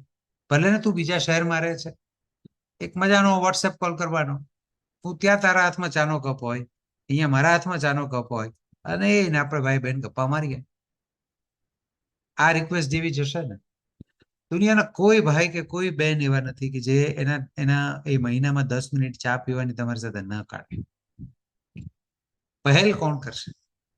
એ જગ્યા બરાબર સમજવાની છે. ને એટલે કહું છું કે જ્યારે આવું થાય છે ત્યારે મને આવું અનુભવાય છે, કારણ કે મારા માટે મહત્વનું છે, વિનંતી છે. શું આપણે આવું આવું આવું કરી શકીએ? આ ઉદાહરણ પણ તમારી સાથે છે. હવે આ માતરગીરી મેં તમારી સાથે એટલા માટે કરી છે કે બહુ બધી વખત છે ને આપણે હૃદયના સંબંધમાં મગજની ભાષા બહુ વાપરવા માંડીએ છીએ, અને એટલે લાગણીનો સંબંધ છે તે લાગણીની ભાષા જ વાપરવાની છે. બ્લેમ શું કામ કરવાનું? બ્લેમ કરીએ ને એટલે બહુ બધા શબ્દો બદલાઈ જાય, એમાં એલિગેશન્સ આવે જુદા જુદા પ્રકારે. અને એટલે કેટલા લોકોને ગમ્યું આ બલ બોર્ન મોમેન્ટ થયો હોય જો કોઈને, તો બલ બોર્ન એવું લખજો કે જ્યારે લાંબા સમય સુધી વાત નથી થતી ત્યારે મને તારી ખોટ ચાલે છે. શું આપણે અઠવાડિયામાં 1 વાર 10 મિનિટ વાત કરી શકીએ? ઇવન બિંગ એ પેરેન્ટ, તમારા છોકરાઓ બારગામ ભણતા હોય ને તો એને પણ તમે આ વાક્ય મૂકશો ને, તમે જુઓ આખો ફરક દેખાશે તમને. હા, યસ, બલ બોર્ન જે છે ને એ બહુ અગત્યની ઘટના છે. અને એટલે કહું છું, બારગામ ભણતા, બારગામ રહેતા કોઈ પણ રિલેટિવ સાથે તમે એને રિલેટ કરી શકશો. બરાબર સમજો. અને એટલે આ 5 ગાંઠોને ઓળખી લો. આ ક્વિકલી અમે થોડા આગળ ચાલશું, ક્વિકલી Yes. જઈશું કે આ 5 ગાંઠ ઓળખી લેવાની જરૂર છે. અને આ 5 ગાંઠમાં પહેલી જે ગાંઠ છે એ તુલના, કમ્પેરિઝન. ઘણી બધી વખત એવું થાય કે બેનના ખભા ઉપર ભાઈનું બાળપણ ગયું હોય, અથવા તો ભાઈના ખભા ઉપર બેનનું બાળપણ ગયું હોય, એવું પોસિબલ છે. કારણ કે મમ્મી પપ્પા તરીકે બધા જ સંતાનોને એક સરખું જ રાખવામાં આવ્યું હોય હંમેશા, એવું પોસિબલ નથી. ઘણી બધી વખત એવું થયું હોય, એકના કારણે બીજાને વધારે મળ્યું હોય, બીજાને ઓછું મળ્યું હોય, બહુ બધું બની શકે. અને એ ભાવ જે મનમાં રહી ગયો હોય, એ ક્યાંક તને વધારે રાખવામાં આવે છે, તને બધું જ બધા વધારે સાચવે છે, મને થોડા નિગ્લેક્ટ કરવામાં આવે છે, આવું ભાઈ બહેન એકબીજા માટેનું બહુ બધી વખત થતું હોય. તો એ છે એ ગાંઠ નાનપણથી ધીમે ધીમે થોડી નાની ગાંઠ હોય, પણ મોટા થયા પછી એ જ કમ્પેરિઝન ક્યાંક વધી ગઈ હોય કે તું તો પરણીને સાસરે જતી રહી છે, છતાંય મમ્મી કેટલું તને રાખે છે, અહીંયા અમે સાથે જઈએ તો અમારી કોઈ કદર નથી હોતી. સેમ એવું બેનને પણ થતું હોય કે તું ભાઈ છે ને એટલે તને વધારે સાચવે છે. આ બધી જ ક્યાંક ક્યાંક કમ્પેરિઝન થતી હોય એવું પણ બને. અને ક્યાંક નથી કહી શકતા એવી ઘણી બધી અપેક્ષાઓ પણ હોય છે. એને તો આપોઆપ સમજી જવું જોઈએ ને કે બેનને આવું ગમે છે, અથવા તો ભાઈને આવું ગમે છે, આ પ્રસંગે આવી રીતે વર્તવું જોઈએ, એવું એને આપોઆપ સમજી જવું જ જોઈએ ને. એને 2 દિવસ વહેલા આવીને કામ ઉપાડી જ લેવું જોઈએ ને. આ બધી જ કહ્યા વગરની અપેક્ષા છે. તો એ પણ એક ગાંઠ બની જાય. અને ઘણી બધી વખત કંઈ જ નથી, બધું બહુ સરસ છે, પણ લગ્ન થયા પછી ભાઈ કે બેન બંને પોતપોતાના ફેમિલીમાં એટલા બધા ગૂંથાઈ ગયા હોય, બિઝી થઈ ગયા હોય કે એને કારણે પોતાના લગ્ન, બાળકો, કરિયર એ બધામાં એટલા બધા ગૂંથાઈ ગયા હોય કે ભાઈ બહેનના નાના બાળપણના જે સંબંધો છે એમાં ખાલી સમયના નામની ગાંઠ પડી હોય. એક ડિસ્ટન્સ એ છે સમયના કારણે જે ગાંઠ પડી હોય એવું પણ બની શકે. અને આ બધી જૂની ઘટનાઓ આપણે હમણાં જ વાત થઈ એટલે એને રિપીટ નથી કરતો, પણ આજના સંબંધને ગઈકાલમાં કેદ કરીને બેસી ગયા હો. તે દિવસે તે કેમ આવું કરેલું, 2 વર્ષ પહેલા તું કેમ આવું બોલેલો. આ બધી જ ઘટનાઓ આપણી સામે આવ્યા કરતી હોય છે. ઉમાજી, તમે કઈ કહેતા હતા ને મેં કઈ વચ્ચે વાત કરી? હા. અને મેં કહ્યું 3 લેટર વર્ડ EGO અહીંયા રહે છે. આ સંબંધમાં અહીંયા જવાનું જરૂર જ નથી. ભાઈ બહેનમાં શેનો ઈગો? પણ છતાં ક્યાંક આવી જાય એ અહમના કારણે પહેલા એ ફોન કરે, હવે હું વાત નહીં કરું, હું રિસાયો છું, હું રિસાઈ છું. અને ક્યાંક ને ક્યાંક કોઈ એવું કારણ સીધું દેખીતું નથી, છતાં પહેલ કોણ કરે એમાં પણ આપણે ઈગોને વચ્ચે લાવતા હોઈએ અને વર્ષો નીકળી જતા હોય, મહિનાઓ નીકળી જતા હોય, તો ચેતી જવા જેવું છે. કારણ કે આ ગાંઠો છે એ પેલી પવિત્ર ગાંઠોને આ બીમારીની ગાંઠો છે. આ આપણા સંબંધને બીમાર કરશે. અને એટલે પોતાને પૂછતા જ રહેવાનું છે સતત. નથી આત્મીય સંબંધ છે અદ્ભુત, પણ જો સમયકાળના પસાર થવાના સાથે આમાંનું કંઈ પણ સહેજ પણ અડ્યું છે, તો આ રક્ષાબંધન, આ 2026ના વર્ષનું રક્ષાબંધન આ બધી ગાંઠોમાંથી મુક્ત થવાનું છે. આમાં કિમોથેરાપી જેટલું પેઇન નહીં આવે, આ તરત ઓગળી જશે. માત્ર તમારી લાગણીનો દરિયો એના ઉપર ફરી વળશે ને બધું જ તરત જ ક્લિયર થશે. સો એક બાર ઠાંડ લો, और આ વખતના રક્ષાબંધનમાં એ બહુ જ મજાની હૃદયપૂર્વકની સ્પષ્ટતા સાથે રક્ષાબંધનના ઉજવણીમાં જજો એવી મારી અહીંયાથી તમને વિનંતી છે. આ પણ બહુ મજાનું છે. તમે જુઓ, ખાલી તમારી પંક્તિ લખો, તમે તે તમારી ડાયરીમાં લખજો, ચેટબોક્સમાં પણ લખી શકો તમારે લખવું હોય તો. પણ દોષ નહીં શોધવો, પણ જવાબદારીમાં પોતાનો હિસ્સો શોધવાનો છે. મારી ગાંઠ શું, તો કે તે ફોન કરે તેની રાહ એવું જો આપણને લાગતું હોય તો આપણું યોગદાન શું છે એ વસ્તુ એ ફોન નથી કરતા. તો હા, એક ફિલ્મનો બહુ કોમન ડાયલોગ છે કે અગર શુरू उसने किया है तो खत्म तू करेगा. બહુ મજાનો ડાયલોગ છે. પહેલા उसने शुरू किया था એમ કરીને ઝઘડો ચાલતો હોય તો એના મેન્ટર એવું કહે છે કે તું ખતમ તુમ કરોગે. તો જેણે શરૂ કર્યું એને તો શું કામ આપણે પૂરું આપણે કરીએ. પણ એણે ફોન નથી કર્યો તો હું પણ ના કરું. એ જગ્યાએ તો આપણું યોગદાન બીજી બાજુમાં થતું રહ્યું છે. અને એટલે તમારી નવી પસંદગી એવી હોવી જોઈએ કે હા, તો પછી મારી ચોઈસ એવી છે કે હું આજે એક નાનકડો મેસેજ કરીશ. જે પહેલી બેને શરૂઆતમાં મેં વાત કરી તેમ કે 2 કપનો ફોટો મોકલીને એમણે એ મેસેજ મોકલ્યો કે 1 કપ ઠંડો પડી રહ્યો છે. અને એ એક નાનકડા મેસેજે તો મને એમ લાગે છે કે તમે એ એક મેસેજ મોકલીશ, વાવ, થેન્ક યુ. અને એ સરળ મેસેજ મોકલીશ, એ જે જગ્યા છે એ તમે તમારી ડાયરીમાં લખો કે આજે તમે તમારું નવી પસંદગી શું હશે. હું ફોન કરીશ, હું મેસેજ કરીશ, હું એને 250 પેંડાનું પેકેટ મોકલીશ, હું એના નામે સ્વિગીમાં એક સ્ટારબક્સની કોફી ઓર્ડર કરીશ, હું એમને ભાવતા ગાંઠિયા મોકલીશ. એનીથિંગ એ તમારી નવી પસંદગી હોઈ શકે છે, જે એના માટે એક સરપ્રાઈઝ હશે. અને એ જગ્યાએથી બહુ જુદી જ શરૂઆત આપણી સામે આવી શકે, એ જગ્યા ખુલશે. અને એટલે અહીંયા આગળ આમ ટૂલ્સની દ્રષ્ટિએ મારે જો તમને કહેવું હોય તો આખા જ કન્વર્સેશનને રિપેર કરવાની જે રીત છે, હવે મેં જે તમને કહ્યું હતું શરૂઆતમાં કે હવે તમારી સાથે બહુ અદ્ભુત એક મજાના ટૂલ્સ અને પ્રોસેસ પણ શેર કરવાના છીએ. તો આ હાર્ટ ટૂલ છે, આ હૃદયના સંબંધ છે તો હાર્ટનું જ ટૂલ છે. અને એ કન્વર્સેશનને રિપેર કરવાની એક મજાની પ્રેમાળ રીત છે. જેટલા પણ તમને બ્લેમ થાય છે ભાઈ કે બહેન માટેના, કે જે ભાઈઓ કે બહેનો માટેના જે કંઈ નાની મોટી સંઘર્ષ યાત્રા પણ થઈ હોય, તો એ બ્લેમ જે કંઈ થાય છે ને, એને હોલ્ડ પર મૂકો. Hold the blame. અને કોર જે અંદર વહેતી લાગણી છે ને, જે હમણાં ઉમાજી કહેતા હતા કે સીધા પહોંચી ગયા ને કે વાત કરી, એ અંદર વહેતી લાગણી છે ને, એ લાગણીને એક્સપ્રેસ કરો. અને એટલે એક્સપ્રેસ ફિલિંગ એ બીજું તબક્કું છે. અને જે હકીકત છે કે હા ભાઈ, વાસ્તવિકતા છે, આટલા વર્ષ થયા આપણા સંબંધને, આપણે આપણા પોતાના સંસારમાં વ્યસ્ત થયા છીએ, ક્યાંક નાની મોટી અડચણો હશે, પણ એનાથી કે પ્રેમ ઓછો નથી થયો, પણ એ અડચણોનો સ્વીકાર કરી લઈએ કે હા એ હતું, બન્યું, બોલાઈ ગયું, થઈ ગયું. પણ એક ઘટના થઈ. હું આવું કહેતો હોઉં છું, ઘણીવાર અમારા તાલીમમાં પણ કહેતો હોઉં છું, એને ઓલ કાઇન્ડ ઓફ રેફરન્સમાં હું કહેતો હોઉં છું. તમે ધ્યાનથી સાંભળજો, મને બધાને કહેવું છે કે એક જીવન છે, એ જીવનમાં હજારો લાખોની સંખ્યામાં ઘટના ઘટે છે. ઘટના, પ્રસંગો, અનુભવો બન્યા જ કરે, આવ્યા જ કરે. એક દિવસ આવે ને 100 અનુભવ થાય આપણને. એક જીવન છે, એમાં હજારોની સંખ્યામાં ઘટના બને છે, પણ એક ઘટના જીવન નથી. એક ઘટના જીવન નથી. બહુ બધી વખત આપણને ન ગમતી ઘટના બની જાય છે ને રિલેશન્સમાં, એટલે આપણે એ ઘટનાઓને ઘર બનાવીને બેસી જઈએ છીએ. હું પણ એનો વિક્ટિમ રહી ચૂક્યો છું. અગાઉના વેબિનારમાં એની મેં વાત પણ કરી છે કે મારા પપ્પાના મૃત્યુ પછી 7 વર્ષ સુધી હું મારી અંદર એક નાનકડી એવી કોટડી બનાવીને બેસી ગયો હતો મારામાં, કે આખા પપ્પાનું જે કંઈ મૃત્યુ થયું ને એમાં ક્યાંક ને ક્યાંક મારા તોફાનો, મારી મસ્તીની જવાબદારી છે. એટલે એક ઘટના જીવન નથી, એક જીવનમાં હજારો ઘટના બને છે. અને એટલે મને એમ કહેવું છે કે લાઈફ બહુ મોટી છે, લાર્જર એ બહુ મોટો કેનવાસ છે. તો તમે નાની મોટી ઘટનામાં કેદ થઈ ગયા હો તો એની હકીકત સ્વીકારી લો અને મૂવ ઓન કરો. એ જગ્યા બહુ અગત્યની છે. અને એટલે HEART, એમાં એકનોલોજિંગ રિયાલિટી અને વિનંતી જે કરવાની છે, શું આપણે મહિને એક વખત વર્ચ્યુઅલ કોલ ના કરી શકીએ? મહિને એક વખત ના મળી શકીએ? 15 દિવસે એક વખત આપણે કંઈક નાની મોટી મેસેજની કે એવી એક્સચેન્જ, એવો ટાઈમ તો કાઢી જ શકીએ ને? રિક્વેસ્ટ કરજો, ડિમાન્ડ નહીં, ફરજ નહીં પાડે. કરવું જ પડશે તારે, ના શેનો કરે તો ફરી પાછા આગળના સ્ટેજ પર જતા રહેશે.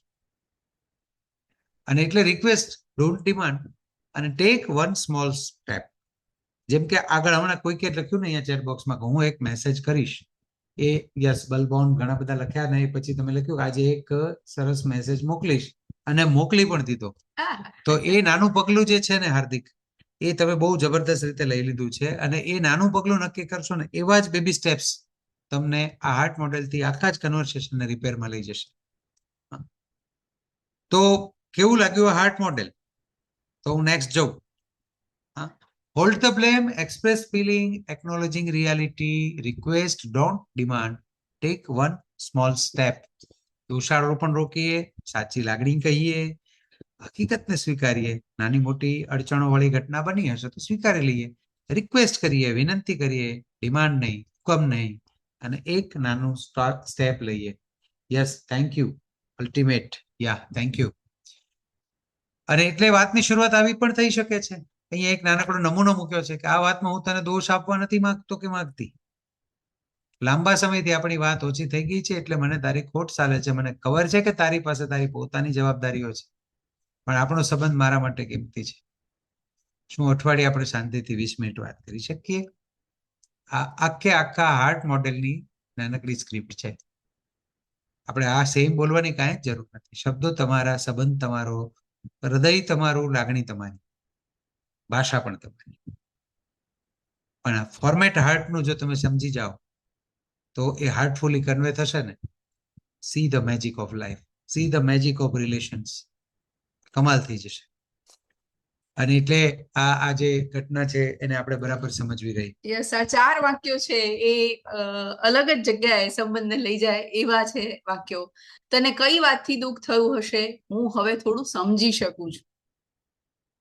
આ સેન્ટેન્સ બધા જ એવા છે કે ક્યાંક ને ક્યાંક આપણને એવું થાય કે હા, આ જગ્યા છે એ હું ઓળખી શકું છું. કારણ કે બહુ બધી વખત આપણને ખબર જ છે, કારણ કે નાના હતા ત્યારે તો કયા વગર સમજી જતા હતા કે ભાઈ માટે કે બહેન માટે. તો આ બધું આપણે સમજતા જોઈએ છે. પણ મારો ઈરાદો કંઈ પણ હોય, તને થયેલા દુઃખ માટે હું ક્ષમા માંગુ છું. આ થોડી વાર પહેલા જે મેં મારા ભાઈ સાથેનું વાત કરી, એ મને સેમ એ ઘટના યાદ આવે છે કે હા, દુઃખ પહોંચાડ્યું, મારાથી જ તને દુઃખ પહોંચ્યું છે, એ વાત કોઈ ખોટી જ નથી, બિલકુલ ખોટી નથી. પણ હા, એના માટે સોરી, રિયલી સોરી. આવું જયારે હૃદયપૂર્વક નીકળે ત્યારે પાછા સંબંધો ત્યાં ને ત્યાં પાછા આવી જાય છે. તારી લાગણીને બચાવ કે દલીલ કર્યા વિના હું સાંભળવા માટે તૈયાર છું. તું જે કહેવા તું વરસવા માંગે તો વરસી શકે. જેમ નાના હતા ત્યારે ઝપાઝપી કરીને બધી જ ગુસ્સો કે બધું કાઢી લેતા હતા, એ જ ગુસ્સો મોટા થયા પછી કદાચ શબ્દો સ્વરૂપે કાઢી શકાય, એમાં કાંઈ જ વાંધો નથી.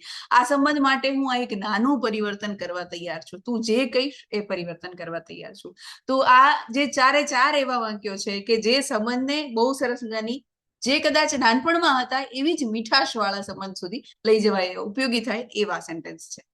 અને આ જસ્ટ વાક્યો એટલા માટે શેર કરી રહ્યા છે ને અમે તમને અહીંથી એક પ્રોમિસ પણ મને એ વિચાર આવે છે કે ક્યાંક તમને એમ લાગતું હોય ને કે આ હજી પણ એમ લાગે છે કે કંઈક બહુ મોટી દિવાલ છે, કંઈક અમે નહીં સમજી શકાય, હું નહીં સમજાવી શકું, તો આનું રેકોર્ડિંગ છે એને એ ફ્રી રેકોર્ડિંગની લિંક અમે તમારી સાથે શેર કરશું. અને અમે યુટ્યુબ પર પણ મૂકવાના છીએ. એ તમે તમારા ભાઈ કે બહેનને મોકલજો. અને એટલું તો કહી જ શકો કે મારે ખાતર એક વખત આ જો, આમાં ઘણા બધા મારા શબ્દો તને સાંભળવા મળશે, એ પણ તમે એને કહી શકો. અને માફી માંગવી ને એ ક્યાંય એવું માફ કરી દેવા, એ કઈ ભૂલી જવું એવું નથી. હા, પણ તને પીડા થઈ હશે એ સ્વીકારવું, એ છે માફી માંગવી. એ તો યસ. અને જ્યારે એ કહી રહ્યા છે, ઉમાજી કહેતા હતા કે કહી દેવાય, કોઈ વાંધો નથી, મનમાં હોય તો એ નીકળી પણ જાય. જ્યારે નીકળતું હોય અને તમે સાંભળનારની ભૂમિકામાં જો હો, તો મારે એ કહેવું છે કે હૃદયથી સાંભળો ને જવાબ આપવા માટે ના સાંભળો. તમારી સાંભળવાની રીત માટે હું તમને અહીંયાથી કહું જ છું, યાદ કરાવું છું આજે પણ. હજી કોઈ પણ વ્યક્તિ એમાં ન જોઈન થયા હોય તો આપણા ઉદ્દીપક ઓન ગ્રાફીના પોર્ટલ પર, જેના ઉપર તમે રજીસ્ટ્રેશન કરવા જાઓ છો, એ સેમ લિંક પર તમે જ્યારે કોર્સિસના પેજ પર જશો તો ત્યાં સાંભળવાના કૌશલ્ય ઉપરનો એક આખો ફ્રી માસ્ટર ક્લાસ અમે મૂક્યો છે. અને સાંભળતી વખતે અનુભવાતા અવરોધો શું છે ને એનો બરાબર એમાં ઉલ્લેખ કર્યો છે કે we don't listen, we listen to interpret only. સાંભળતા સાંભળતા આપણે એમાંથી આપણો મનગમતો અર્થ કરી લઈએ છીએ, કોઈની પણ વાત સાંભળતા હોય. એઝ ઇટ ઇઝ આપણે સાંભળતા એ ટેવ આપણને છે જ નહીં, એ સંસ્કારમાં આપણને બહુ જુદી રીતે શીખવા મળ્યું છે. એટલે સાંભળતી વખતે કાં તો અડધેથી જવાબ આપવા માંડીએ, કાં તો માણસની અડધી વાત સાંભળીને આપણને એમ થાય કે ઓકે, આ તો આ જ વાત કરવાના લાગે છે. ઇવન આ વેબિનારમાં એમને એક વખત કોઈકે કહ્યું હતું કે અમે જોડાયા પછી 10 મિનિટમાં એમ લાગે ઓકે, આ તો આ જ વાત કરવાના છે, તો આગળ અમે પછી નીકળી ગયા એમાંથી. પણ એમને ખબર જ નથી કે આખી વાત શું છે. અને એટલે બહુ બધી વખત સાંભળતી વખતે જવાબ આપવા માટે નથી સાંભળવાનું. અને એટલે અહીં લખ્યું છે, બોલનાર તો મીઠી સ્મૃતિ, એક સાચું થેન્ક યુ અને સંબંધ માટેની એક વિનંતી કે ઈચ્છા મોકલે છે. સાંભળનાર કહે છે મેં તને સાંભળ્યું, તું કહે છે કે મારી સાથે આ વાત શેર કરી તે બદલ તારો આભાર. આપણે માત્ર એ રેસિપ્રોકેટ કરવાનું છે કે જેણે કહ્યું ને એને આપણે સામે વ્યક્ત કરવાનું છે કે યસ, મેં તને સાંભળ્યું છે. અને આ જે હું અહીંયા જે તમે જોઈ રહ્યા છો એ વાત કરું એ પહેલા મને એક ઘટના દીપકજી યાદ આવી છે. મારે એ ઘટના કહેવી છે. આપણે રક્ષાબંધનનો જે તહેવાર હોય, એ રક્ષાબંધનમાં જેવી રીતે બેન રાખડી બાંધે છે, તો એની સાથે જોડાયેલું છે કે ભાઈ છે એક નાનકડી ગિફ્ટ આપે છે, એક ભેટ આપે છે. અને આ એક સાથે જોડાયેલું છે. અને બહુ બધી જગ્યાએ આ ભેટ માટેની પણ બેનને કંઈક અપેક્ષાઓ હોય એવું પણ બની શકે છે. અને એ જે ન હોવી જોઈએ. ખરેખર ભેટ છે ને એ પ્રેમનું પ્રતીક છે. પછી એ નાની હોય મોટી હોય એ કઈ જોવું હોતું નથી પ્રમાણ. પણ ઘણી જગ્યાએ એવું જોવામાં આવે છે કે બેનને કંઈક નાની અપેક્ષા હોય કે નહીં ભાઈએ આપવું તો જોઈએ ને. કદાચ એ અપેક્ષા રહી ગઈ હોય તો એમાંથી પણ એ બહાર ઉઠવું પડે, ઉપર ઉઠવું પડે.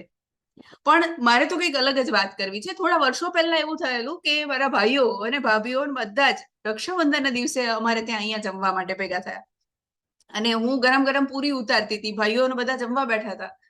એટલે થોડી વાર થઈ અને ભાઈએ મને કહ્યું કે લાવ પેલા 2 ડબ્બા. એટલે મેં કીધું કયા? મીઠાનો ડબ્બો. એટલે કે હા, મીઠાનો ડબ્બો. મારા ભાઈને એવી ટેવ હતી, બાળપણથી એવી ટેવ, કે મીઠાનો ડબ્બો અને ખાંડનું બુરું એ બંને ડબ્બાઓ સાઈડમાં પોતાની બાજુમાં રાખીને બેસે. કોઈ પણ રસોઈ બનાવી હોય, ઉપરથી થોડું મીઠું નાખવા જોઈએ અને ઉપરથી થોડી ખાંડ નાખવા જોઈએ, અને એકદમ ગળ્યું એકદમ ખારું એવું જ ભાવે. એટલે બાળપણથી આ ટેવ.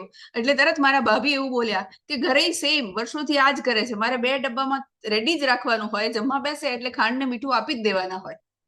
અને જમતા જમતા એ 2 ડબ્બા માંગ્યા, મેં એને 2 ડબ્બા આપ્યા. અને જમતા જમતા જ પાછા વાત કરતા હતા બધા ભાઈઓ કે બેન, આ વખતે હું તમને શું ગિફ્ટ આપીએ, રક્ષાબંધનમાં ગિફ્ટ શું જોઈએ છે? એટલે મેં ભાઈને એવું કહું, ડબ્બા એની બાજુમાં મૂક્યા હતા અને એ બંને ડબ્બા લઈ લીધા અને એવું કહું કે ભાઈ, આ 2 ડબ્બાઓ જોઈએ છે મને. એટલે તરત જ મારી સામું જોઈ, જમતા જમતા અટકી અને મારી સામું જોયો અને એમ કહું, જા, દીધા તને ડબ્બા. અને મેં એ ડબ્બા પાછા લઈને પાછા કબાટની અંદર મૂકી દીધા. બહુ સીધી સાદી ઘટના લાગી. મને એવું થયું કે યસ, આજે એને ખાંડ ને મીઠું નથી નાખ્યા, આજે એને મને પાછા આપી દીધા.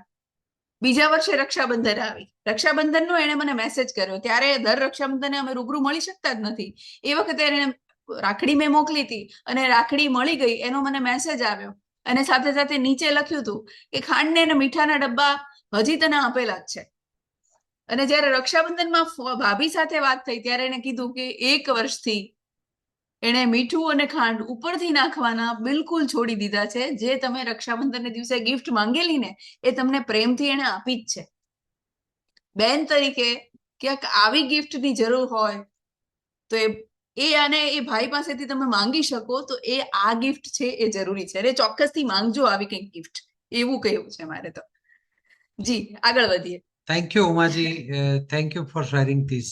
આ બહુ બહુ બહુ અગત્યની, બહુ મહત્વની અને બહુ હૃદયપૂર્વકની વાત તમે શેર કરી છે કે ગિફ્ટ છે એને હંમેશા આપણે કોઈ આમ વસ્તુ સ્વરૂપે કે કોઈ ભૌતિક સંદર્ભમાં આપણે જ્યારે જોઈએ છીએ, ગિફ્ટ તો બહુ બહુ જુદી છે. કેટલીક વસ્તુ ત્યાગની, ટેવની ગિફ્ટ, અને આટલા વર્ષે એ ભાઈ એ કમિટમેન્ટ સાથે જે કહે છે ને, એ જોડાણ બહુ અદભુત વસ્તુ છે. તમે થેન્ક યુ એ શેર કરી. અને જે મિત્રો આજે એકલા જોડાયા છે, એટલે કે બેન નથી જોડાઈ શકીને ભાઈ જોડાયા છે, ભાઈ જોડાઈ છે કે ઓલ્ટરનેટ કોઈ પણ એક વ્યક્તિ જોડાયા છો, તો એક નાનકડી આ એક મજાનો પત્ર લખો. કદાચ તમે ભલે એને પોસ્ટ ન કરો, એટલે લખ્યું છે કે અનસેન્ટ હાર્ટ લેટર, અને એમાં માત્ર આટલા 5 ફ્લો, આ 5 પોઈન્ટને નોંધી લો. આનો સ્ક્રીનશોટ પણ તમે લઈ શકો છો. પત્ર મોકલવો ફરજિયાત નથી, પત્ર પોસ્ટ કરવો ફરજિયાત, કરો તો બહુ જ સરસ. પણ પહેલો દોષ જે છે ને, ભાષા, એ જે આપણે કહીએ ભાષાનો દોષ દૂર કરો, એની દોષની ભાષા દૂર કરો. અને એટલે આપણા બાળપણમાં મને સૌથી વધારે શું યાદ આવે છે કે જે પ્રસંગો, તમને જેટલા પ્રસંગો યાદ આવતા હોય ને, એ નિરાતે ક્યારેક લખી નાખો. મારી કોઈ ફરિયાદ છે તો એ ફરિયાદ પાછળની પેલી નદીનું નીચેનું વહેણ જે છે, કે શું એ ફરિયાદ છે. મને દુઃખ લાગ્યું એ તો ઉપરની વાત છે, પણ એ દુઃખ લાગવા પાછળ અત્યારે મને શું અનુભવાય છે? મને તારી ખોટ ચાલે છે, મને તારો ટેકો જોઈતો તો એ ટેકો ના મળ્યો અને હું એકલું ફીલ કરું છું. તો એ સાચી લાગણી જે છે એ પણ લખીએ. અને કઈ કઈ વાતો માટે તમે એના આભારી છો, ભાઈના કે બહેનના કઈ કઈ વાત માટે આભારી છો. તમારા હિસ્સાની ઓબ્વિયસ છે કે આજે જે પણ વાતો થઈ છે, જ્યાં પણ જગ્યાઓ દેખાય છે, ત્યાં તમને તમારા હિસ્સાનો પાર્ટ તો દેખાયો જ હશે, ક્યોંકि હમ ભી કિસી સે કમ નહીં હોતે ના. તો આપણી સાઈડ જે છે, મારા હિસ્સા માટેની હું ક્ષમા માંગુ છું. અને નાની વિનંતી, નાની ઈચ્છા, સ્મોલ સ્ટેપ, બેબી સ્ટેપ, હું હવે આવું પગલું લેવા માંગુ છું. અને એ કન્વે થાય, અને અથવા તો તમારી સાઈડથી તમે તમને પત્ર લખીને પણ કન્વે કરો છો, તો બહુ મોટી ઘટના એ થશે. અને આ મુદ્દા સાથે મને એમ લાગે છે કે એક 7 દિવસની નાનકડી ચેલેન્જ તમારી સામે મૂકવી છે, છેલ્લે. અને મને એમ પણ કહેવું છે કે જે ભાઈ બહેન તરીકે તમે જોડાયા છો, મને પૂછવું પડશે કે આ રક્ષાબંધનના દિવસથી શરૂ કરીને, હવે તમે રૂબરૂ મળવાના હો કે રાખડી પોસ્ટથી આવવાની હોય, કુરિયરથી આવવાની હોય, 7 દિવસ સુધીની સાવ નાની એક્ટિવિટી અમે 7 ડેઝ બ્રધર સિસ્ટર ચેલેન્જ તરીકે તમારી સાથે અહીંયા શેર કરીએ છીએ. વિડીયોની લિંક પણ તમને શેર કરવાના છીએ, એટલે પછીથી પણ તમે એને નોંધી શકવાના, અત્યારે નોંધી લેવાના છો. પણ પહેલા મને રેડીનેસ જોઈએ છે કે હા 7 દિવસ કેટલી તમે 7 દિવસની ચેલેન્જ કરશો ભાઈ કે બેન સાથે? તો ચેટ બોક્સમાં એક મોટું કેપિટલ અક્ષરમાં લખેલું યસ લખો, અને યસ પછી એસ એસ એસ એસ લાંબુ યસ એવી રીતનું યસ લખો, અને હું તમારી સામે ચેલેન્જ લખું છું. હું રાહ જોઉં છું પહેલું યસ આવે અને હું તરત જ અહીંયા એ શેર કરીશ તમારી સામે. પહેલું યસ આવ્યું અને મેં આ શેર કર્યું. 7 દિવસની 7 નાની બ્રધર સિસ્ટરની ચેલેન્જ. અને એમાં ડે 1 પહેલા દિવસની ચેલેન્જ એવી છે કે આપણી પાસે જૂના ફોટાઓ, અને એમાંય તે ખાસ કરીને જે 30-40 પ્લસ છે એ લોકો માટે જે સોફ્ટ કોપીમાં ફોટા છે એની કરતા હાર્ડ કોપીના ફોટા છે એની વેલ્યુ વધારે છે. કદાચ ફોટાની સંખ્યા ઓછી હશે, પણ હા એવું યાદ છે કે એ ફોટાઓ બધા જ છે એટલા બધા કિંમતીની, જેમ આપણે કબાટની અંદર સાચવીને રાખ્યા છે, એમાંથી કોઈ એક જૂનો ફોટો ગોતો, જૂની એક સરસ મજાની તસવીર ગોતો, અને એ મીઠી યાદની તમારી જે તસવીર હોય, તમારો ફોટો હોય. કારણ કે આપણને બધાને ખબર છે કે અમે નાના હતા, મને યાદ છે કે સ્ટુડિયોમાં ફોટો પડાવવા જવું પડતું, અને પછી થોડા મોટા થયા પછી કેમેરો આવ્યો હતો. અને નાના હતા ત્યારે તો સ્ટુડિયોમાં જતા, અને સ્ટુડિયોમાં અને એમાંય મને યાદ છે કે રક્ષાબંધનના દિવસે ખાસ અમે ભાઈ બહેનનો ફોટો પાડતા. તો એ કંઈ પણ યાદ હોય તો એ સ્મૃતિનો ડે 1 માટે એ તમારી ચેલેન્જ છે કે સરસ મજાનો કોઈ ફોટો હોય એનો ફોટો પાડીને વોટ્સએપ કરો તો પણ ચાલશે. અને ડે 2 એની જે છે એ એવી એક ચેલેન્જ છે કે એક ચોક્કસ એનો ગુણ હોય, એને એમ થતું, તમને એમ થતું આ ક્વોલિટી વાળા ભાઈની બહુ સરસ છે. આપણને ઘણી બધી ક્વોલિટીઝ આપણા ભાઈની ગમતી હોય, કે એનું જે સમાજ સાથે એનું કનેક્શન છે, ક્યાંક એનું બોલવાની રીત છે, કોઈની સાથેનું એનું જે કમ્યુનિકેશન છે એ ઘણી વાર ગમતું હોય. ઘણી વખત એને આપણને એવું થતું હોય કે એ સમાજ માટે જીવે છે સરસ રીતે. કંઈ પણ ગુણ હોય તો એ ચોક્કસથી તમારે કહેવું કે યસ, ફેમિલીને તું આટલું સરસ રીતે સાચવે છે ને, એ ગમે છે. તો એ ગુણ માટે થઈને થેન્ક યુ કહો. આ ડે 2 ની ચેલેન્જ છે. ત્રીજા દિવસની ચેલેન્જ છે એ તારા જીવનમાં અત્યારે શું ચાલી રહ્યું છે એ મારે જાણવું છે. તું શું વિચારે છે, તું શું કરી રહ્યો છે કે શું કરી રહી છે, ભાઈ કે બહેન તરીકે ક્યુરિયોસિટીથી. કારણ કે બહુ બધી વખત એવું થાય કે કેમ છો મજામાંથી વધારે બીજી વાતો જ નથી થતી. અથવા પારિવારિક થતી હોય, ઘણીવાર વ્યાવસાયિક વાતો થાય જ નહીં. એ એના બિઝનેસમાં શું કરી રહ્યા છે, એના કામમાં શું કરી રહ્યા છે, એ પ્રકારના શેરિંગ્સ બધા સમયાંતરે બહુ ઓછા થતા જતા હોય. અને ચોથા દિવસની જે ચેલેન્જ છે એ ઓનરશિપ માટેની ચેલેન્જ છે, કે પોતાના હિસ્સાની સ્વીકૃતિ જે કહી શકાય એ આપણે કરીએ. એ ચોથા દિવસની ચેલેન્જ છે. યસ. અને એ મેં કીધું એમાં તમારે અહીંયાથી પ્રોસેસ થશે, પણ એ કરજો. એ ચોથો દિવસ બહુ મહત્વનો છે અને મધ્યમાં છે. હાર્ટ મોડેલ તમે સમજ્યા છો, શીખ્યા છો. એ હાર્ટ મોડેલથી પ્રેમાળ વાત, એક એવું કન્વર્સેશન કરજો કે જે બિલકુલ એ હાર્ટફુલી HEART ના 5 સ્ટેપ્સને ફોલો કરતું હોય. છઠ્ઠા દિવસે એક રિચ્યુઅલ નક્કી કરો, લાંબા સમય સુધીનું એ કમિટમેન્ટ એના કારણે નક્કી કરો. એટલે કહ્યું હતું કે રિફ્રેશ, રિપેર અને રીકનેક્ટ. એ કનેક્ટ જે છે કે ભાઈ અઠવાડિયે એક ફોન કરશું, એટલીસ્ટ મહિને એક વખત મેં કહ્યું તેમ કે સાથે ચા પીશું. કાગળ લખવાની પરંપરા ફોન, વોટ્સએપ મેસેજીસ આવ્યા પછી લગભગ મૃતપ્રાય સ્થિતિમાં આવી ગઈ છે. પણ મને એમ લાગે છે કે અહીંયા જેટલા લોકો જુદી જુદી એજ રેન્જના લોકો આપણે જોડાયા છીએ, તો પત્ર પણ કેમ ના લખાય કે એક પોસ્ટ કરજે. કારણ કે એ પાછો અનેક વાર વાંચે, મેસેજ તો ડિલીટ થઈ જાય, અથવા તો પેલું 7 દિવસનું અને 24 કલાકનું તમે ટાઈમર મૂક્યો હોય તો જતો રહે. અને દીપકજી એ છે ને પત્ર લખીએ ને એમાં એ હેન્ડરાઇટિંગ છે ને એ જોવા ગમતા હોય છે બહુ બધી વખત. કારણ કે ટાઈપિંગમાં તો એ શબ્દો આવે છે ટાઈપ થયેલા, પણ જે પત્રમાં શબ્દોનો મરોડ છે ને એ આપણી સ્મૃતિ છે એની સાથે. એટલે એને પણ અહીંયા ટાસ્ક તરીકે જોઈ જ શકાય કે ભાઈને કે બહેનને એક લેટર લખો, 2-4-5 પાનાનું. તમારે જેટલું કહેવું હોય બધું જ પાના ભરીને. આમ રાખડીની ફોર્મલ લાઈન આપણે લખતા જોઈએ છે, મારો ભાઈ હંમેશા સુખી રહે ને એની ભાભી રાખડી પણ પહેરે ને બધું જુદું જુદું બહુ બધું આપણે શુભેચ્છા સંદેશ લખતા હોઈએ છીએ. પણ તમારા બાળપણથી લઈને આજ સુધીની યાત્રામાંથી તમે કંઈક લખો. એ રિચ્યુઅલ અને રિઝોલ્યુશન બધું પરફેક્ટ નથી જ રહેવાનું, બધું પરફેક્ટ નથી. તોય તું ટેढ़ा है फिर भी मेरा है. મારો ભાઈ જ છે, મારી બહેન જ છે. જે છે તે મારી બેન છે અને મને મોજ છે તારી સાથે જીવવાની. એ જે રિઝોલ્યુશનના પાર્ટ ઉપર આપણે જે કહેવું છે ને, અને એટલે જ એમ લખ્યું છે કે આખું જ જે ટ્રાન્સફોર્મેશન છે રિલેશનશિપમાં, જે એ નાના નાના આવા બેબી સ્ટેપ્સ થી થશે. તો આ 7 તમને ફરી વખત એક વખત તમારી સામે મૂકી દીધું. ડે 1, ડે 2, ડે 3, ડે 4 ની બધી જ ટાસ્ક, અને આની લિંક પણ તમે રેકોર્ડિંગની તમને મૂકવાના છીએ સાથે. તમે અહીંયાથી પણ સ્ક્રીનશોટ લઈ શકો છો.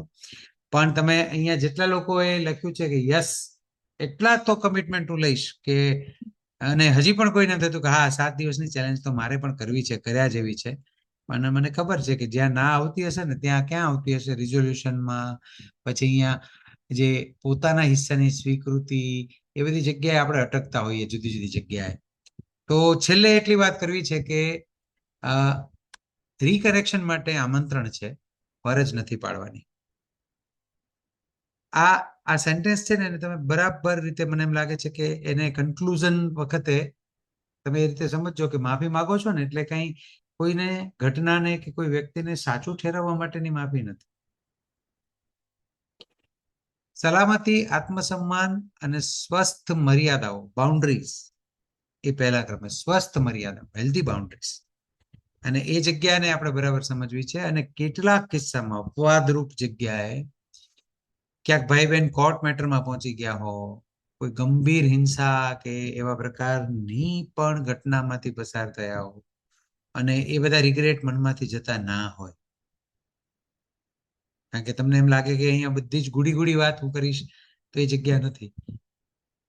ક્યાંક કેટલાક કિસ્સામાં એવું થતું હોય કે બહુ એ હર્ટ્સ એટલા બધા ઊંડા ઉતરી ગયા હોય કે સોલ્યુશન ના મળતું હોય તો પ્રોફેશનલ હેલ્પ લો. અને ઘણી બધી વખત એવું થતું હોય છે, ઘણી બધી વખત તો નહીં કહું, પણ કેટલીક જગ્યાએ એવું થતું હોય છે કે પૈસા એક એવી મેટર બની જતી હોય છે કે ભાઈ બહેન વચ્ચેની એક દિવાલ રચાઈ જતી હોય છે. ભાઈ, જે પ્રોપર્ટીઝ જેને કહી શકીએ, જે ભાગ પડવા જોઈએ એવી વખતે, અને એના જે ટ્રોમા હોય એને કારણે ક્યાંક સંતાનો સાથે પણ એવું થઈ જતું હોય કે પછી એને કારણે એકબીજાના સંતાનો પણ એકબીજાને ન મળતા હોય, એવી કોઈ ગંભીર પરિસ્થિતિ મનમાં સર્જાઈ ગઈ હોય, જે કોર્ટમાં તો જાય જ છે, એ રિઝલ્ટ ત્યાંય આવે છે, પણ મનમાં જે આઘાત રહી ગયો હોય, તો એવી વખતે પ્રોફેશનલ સપોર્ટની ચોક્કસ જરૂર હોય. જે ફેમિલીમાં લવ મેરેજીસની ઘટના બની હોય છે, બેન લવ મેરેજ કરીને જતી રહી હોય, અને પછી આમ લગભગ બધું સરખું થયું, પણ કેટલી બધી જગ્યાએ કંઈક ઘણું અટકેલું પડ્યું હોય, અથવા તો સરખું ના થયું હોય તો સંતાનોને ત્યાં એના ઘરે ન જવાનું હોય, પછી છાના છાના સંતાનો મળતા હોય કે ના મળતા હોય, એ બધી ઘટનાઓ છે ને, ક્યાં સુધી એમાં રહીશું? અંતે તો જે લોહીના સંબંધો છે એ જગ્યાએ જો આપણે પાછા પોતાની જાતને વિચારીએ, મને ખબર છે કે હું જે કહું છું એ ક્યારેક કેટલીક જગ્યાએ આપણી અંદર અથડાય, ચૂભે એ રીતે લાગે એવું પણ બની શકે, કારણ કે દરેક વ્યક્તિનો અનુભવ છે એ બહુ સંવેદનશીલ અને પોતાની જગ્યાએ બહુ શ્રેષ્ઠ જ હોય છે. પણ છતાં એમ લાગે છે કે આપણે હિલિંગની પ્રક્રિયામાં જઈએ, આપણે હર્ટની પ્રક્રિયામાં લાંબો સમય ના રહીએ, એ બહુ અગત્યનું અને બહુ જરૂરી થઈ જાય છે. એક સવાલ પૂછી લઈએ છેલ્લે જતા જતા. તમારા હૃદયનો જવાબ ચેટ બોક્સમાં લખો. I want everybody to write, please. હવે આ વખતે તો બધાએ જ લખવાનું છે. 4 માંથી જે તમને ગમે, ચાલો હું 4 નહીં કહું, પણ 4 માંથી તમને જે ગમે તે તમે લખી શકો છો. સેલ્ફ એક્સપ્લેનેટરી સેન્ટેન્સીસ છે, એટલે તમારા ચેટ બોક્સમાં લખવાના મુદ્દા અહીંયા રેડી જ છે કે આજે કઈ વસ્તુમાં બલ બોન કે કઈ બાબતની નવી સમજ આમ જાગી ઉઠી છે, જો જાગી હોય તો, અને હું મારા ભાઈ બહેનને કઈ નવી નજરથી જોઈશ, કઈ ફરિયાદ છોડવી છે મારે આજે, અથવા આગામી 24 કલાકમાં, જેમ હાર્દિકભાઈએ કહ્યું કે મેં મેસેજ મોકલી પણ દીધો, છતાં પણ હાર્દિકભાઈને હું આમાં ઇન્વોલ્વ કરીશ કે આવતા 24 કલાકનું તમારું નવું પગલું શું હશે. જસ્ટ ચેટમાં લખો, આજે હું સંબંધ માટે શું પસંદ કરું છું. અમે આ સ્લાઇડ સાથે હું વેબિનારને એન્ડ કરવા જઈ રહ્યો છું, પણ I want everybody to write, કે તમારા હૃદયનો જવાબ લખો, અને પછી જ આપણે વેબિનારને એન્ડ કરીશું. યસ, જવાબ આવ્યો છે. કાલે વિઝિટ કરશો, બહુ સરસ. We are waiting. અને બહુ બધી વખત આપણે છે ને પેલી સરકારી કાર્યક્રમો આમ હાથ આમ રાખીને પ્લેજ લેતા હોઈએ, આપણે પ્રતિજ્ઞાઓ લેતા હોય. હું એવું પ્રતિજ્ઞા પત્ર તરીકે આ નથી તમારી સામે, પણ મને એમ લાગે છે કે સંકલ્પ તો લેવો જ જોઈએ કે હું ફરિયાદ કરતા મારી લાગણીને વ્યક્ત કરતા શીખીશ. અનુમાન કરતા હું હંમેશા સમજવાનો પ્રયત્ન કરીશ. આમ અમુક મારી રીતે ઇમેજિન નહીં કરી લઉં, મારી રીતે હું અનુમાનો નહીં કરું, પણ હું અન્ડરસ્ટેન્ડ કરવાની કોશિશ કરીશ પરિસ્થિતિને, એ જે કહી રહ્યા છે એને. અહમ કરતા સંબંધને મહત્વ આપીશ ને દબાણ નહીં પણ પ્રેમથી પહેલ કરીશ. મારે એટલું જ એ જ વિનંતી કરવી છે કે આપણે ભાઈ બહેન તરીકે એકબીજાને એવું કહીએ કે ચાલ ફરીથી એ જ ભાઈ બહેન બનવા તરફ ડગલું માંડીએ. અને દીપકજી છેલ્લે યાદ આવે છે મને કે જ્યારે ક્યારેય આપણે ચાલતા હોઈએ અને ઠેસ વાગે તો બેન સહજ રીતે બોલાઈ જતું હોય બેનથી, એ ખમ્મા મારા વીરને. અને કદાચ ભાઈને ઠેસ વાગે તો ભાઈથી પણ બેન બોલીને કહી શકે છે, પણ ભાઈ ક્યાંક મનમાં કહે છે એ ખમ્મા મારી બેનને. તો એ ખમ્મા સાથે આ સેશનને એન્ડ કરવું છે કે બંનેની જોડી ખૂબ સરસ રીતે જેવી બાળપણમાં એન્જોય કરે છે એવી જ કદાચ ફિઝિકલી એન્જોય કરતા હોય અને અત્યારે માનસિક રીતે મેચ્યોર રીતે એન્જોય કરીએ એવી શુભેચ્છાઓ આપવી છે. તો સો રાખડીનો દોરો એક દિવસ માટે કાંડા ઉપર બંધાય છે અને થોડા દિવસ ઘણા બધા લોકો સાચવી રાખે છે, પણ પ્રેમ, સન્માન અને સાથની પાખી ગાંઠ એ આખું જીવન આપણા હૃદયમાં જીવન રાખવું પડે છે, રહે છે અને રહેશે. વિથ ધીસ નોટ, ફરિયાદોથી મુક્ત અને પ્રેમથી યુક્ત ફરીથી એ જ ભાઈ બહેન સંબંધમાં પહેલ કરનાર નાના નથી થતા, સંબંધને મોટો બનાવે છે. સો આપણે જે કેટલાક સ્ટેપ્સની વાત કરી છે અને કાયમ અમારું જે આમ કહેવાય ને તકિયા કલામ જે એક સેન્ટેન્સ છે, જે I am with you is more powerful than I love you, એ વાત સાથે આજના વેબિનારને એન્ડ કરીએ. રક્ષાબંધનની બધાને, તમામ જોડાનાર સભ્યોને અને રેકોર્ડિંગ જોનાર તમામ સભ્યોને ખૂબ ખૂબ ખૂબ શુભકામનાઓ, હૃદયપૂર્વકની શુભકામનાઓ. ભાઈ બહેનનો સંબંધ અમર રહે, હંમેશા જોડાયેલો રહે અને લાગણીઓનો દરિયો એકદમ ઉછળકૂદ, આવન જાવન, ભરતી ઓટ આવે તો પણ બહુ મજાથી ઉછળકૂદ સાથે એ જીવંત રહે એવી શુભકામના સાથે અહીંયા વેબિનારને હું 1 મિનિટ માટે ઓન રાખીશ, 1-2 મિનિટ માટે. તમારે કદાચ ચેટબોક્સમાં કોઈ ફીડબેક લખવા હોય કે પેલું સેન્ટેન્સ કોઈ ટાઈપ કરતું હોય તો હું 2 મિનિટ માટે મીટિંગ ઓન રાખીશ. પણ અમારા તરફથી અમે અહીંયાથી સાઇન ઓફ કરીએ છીએ.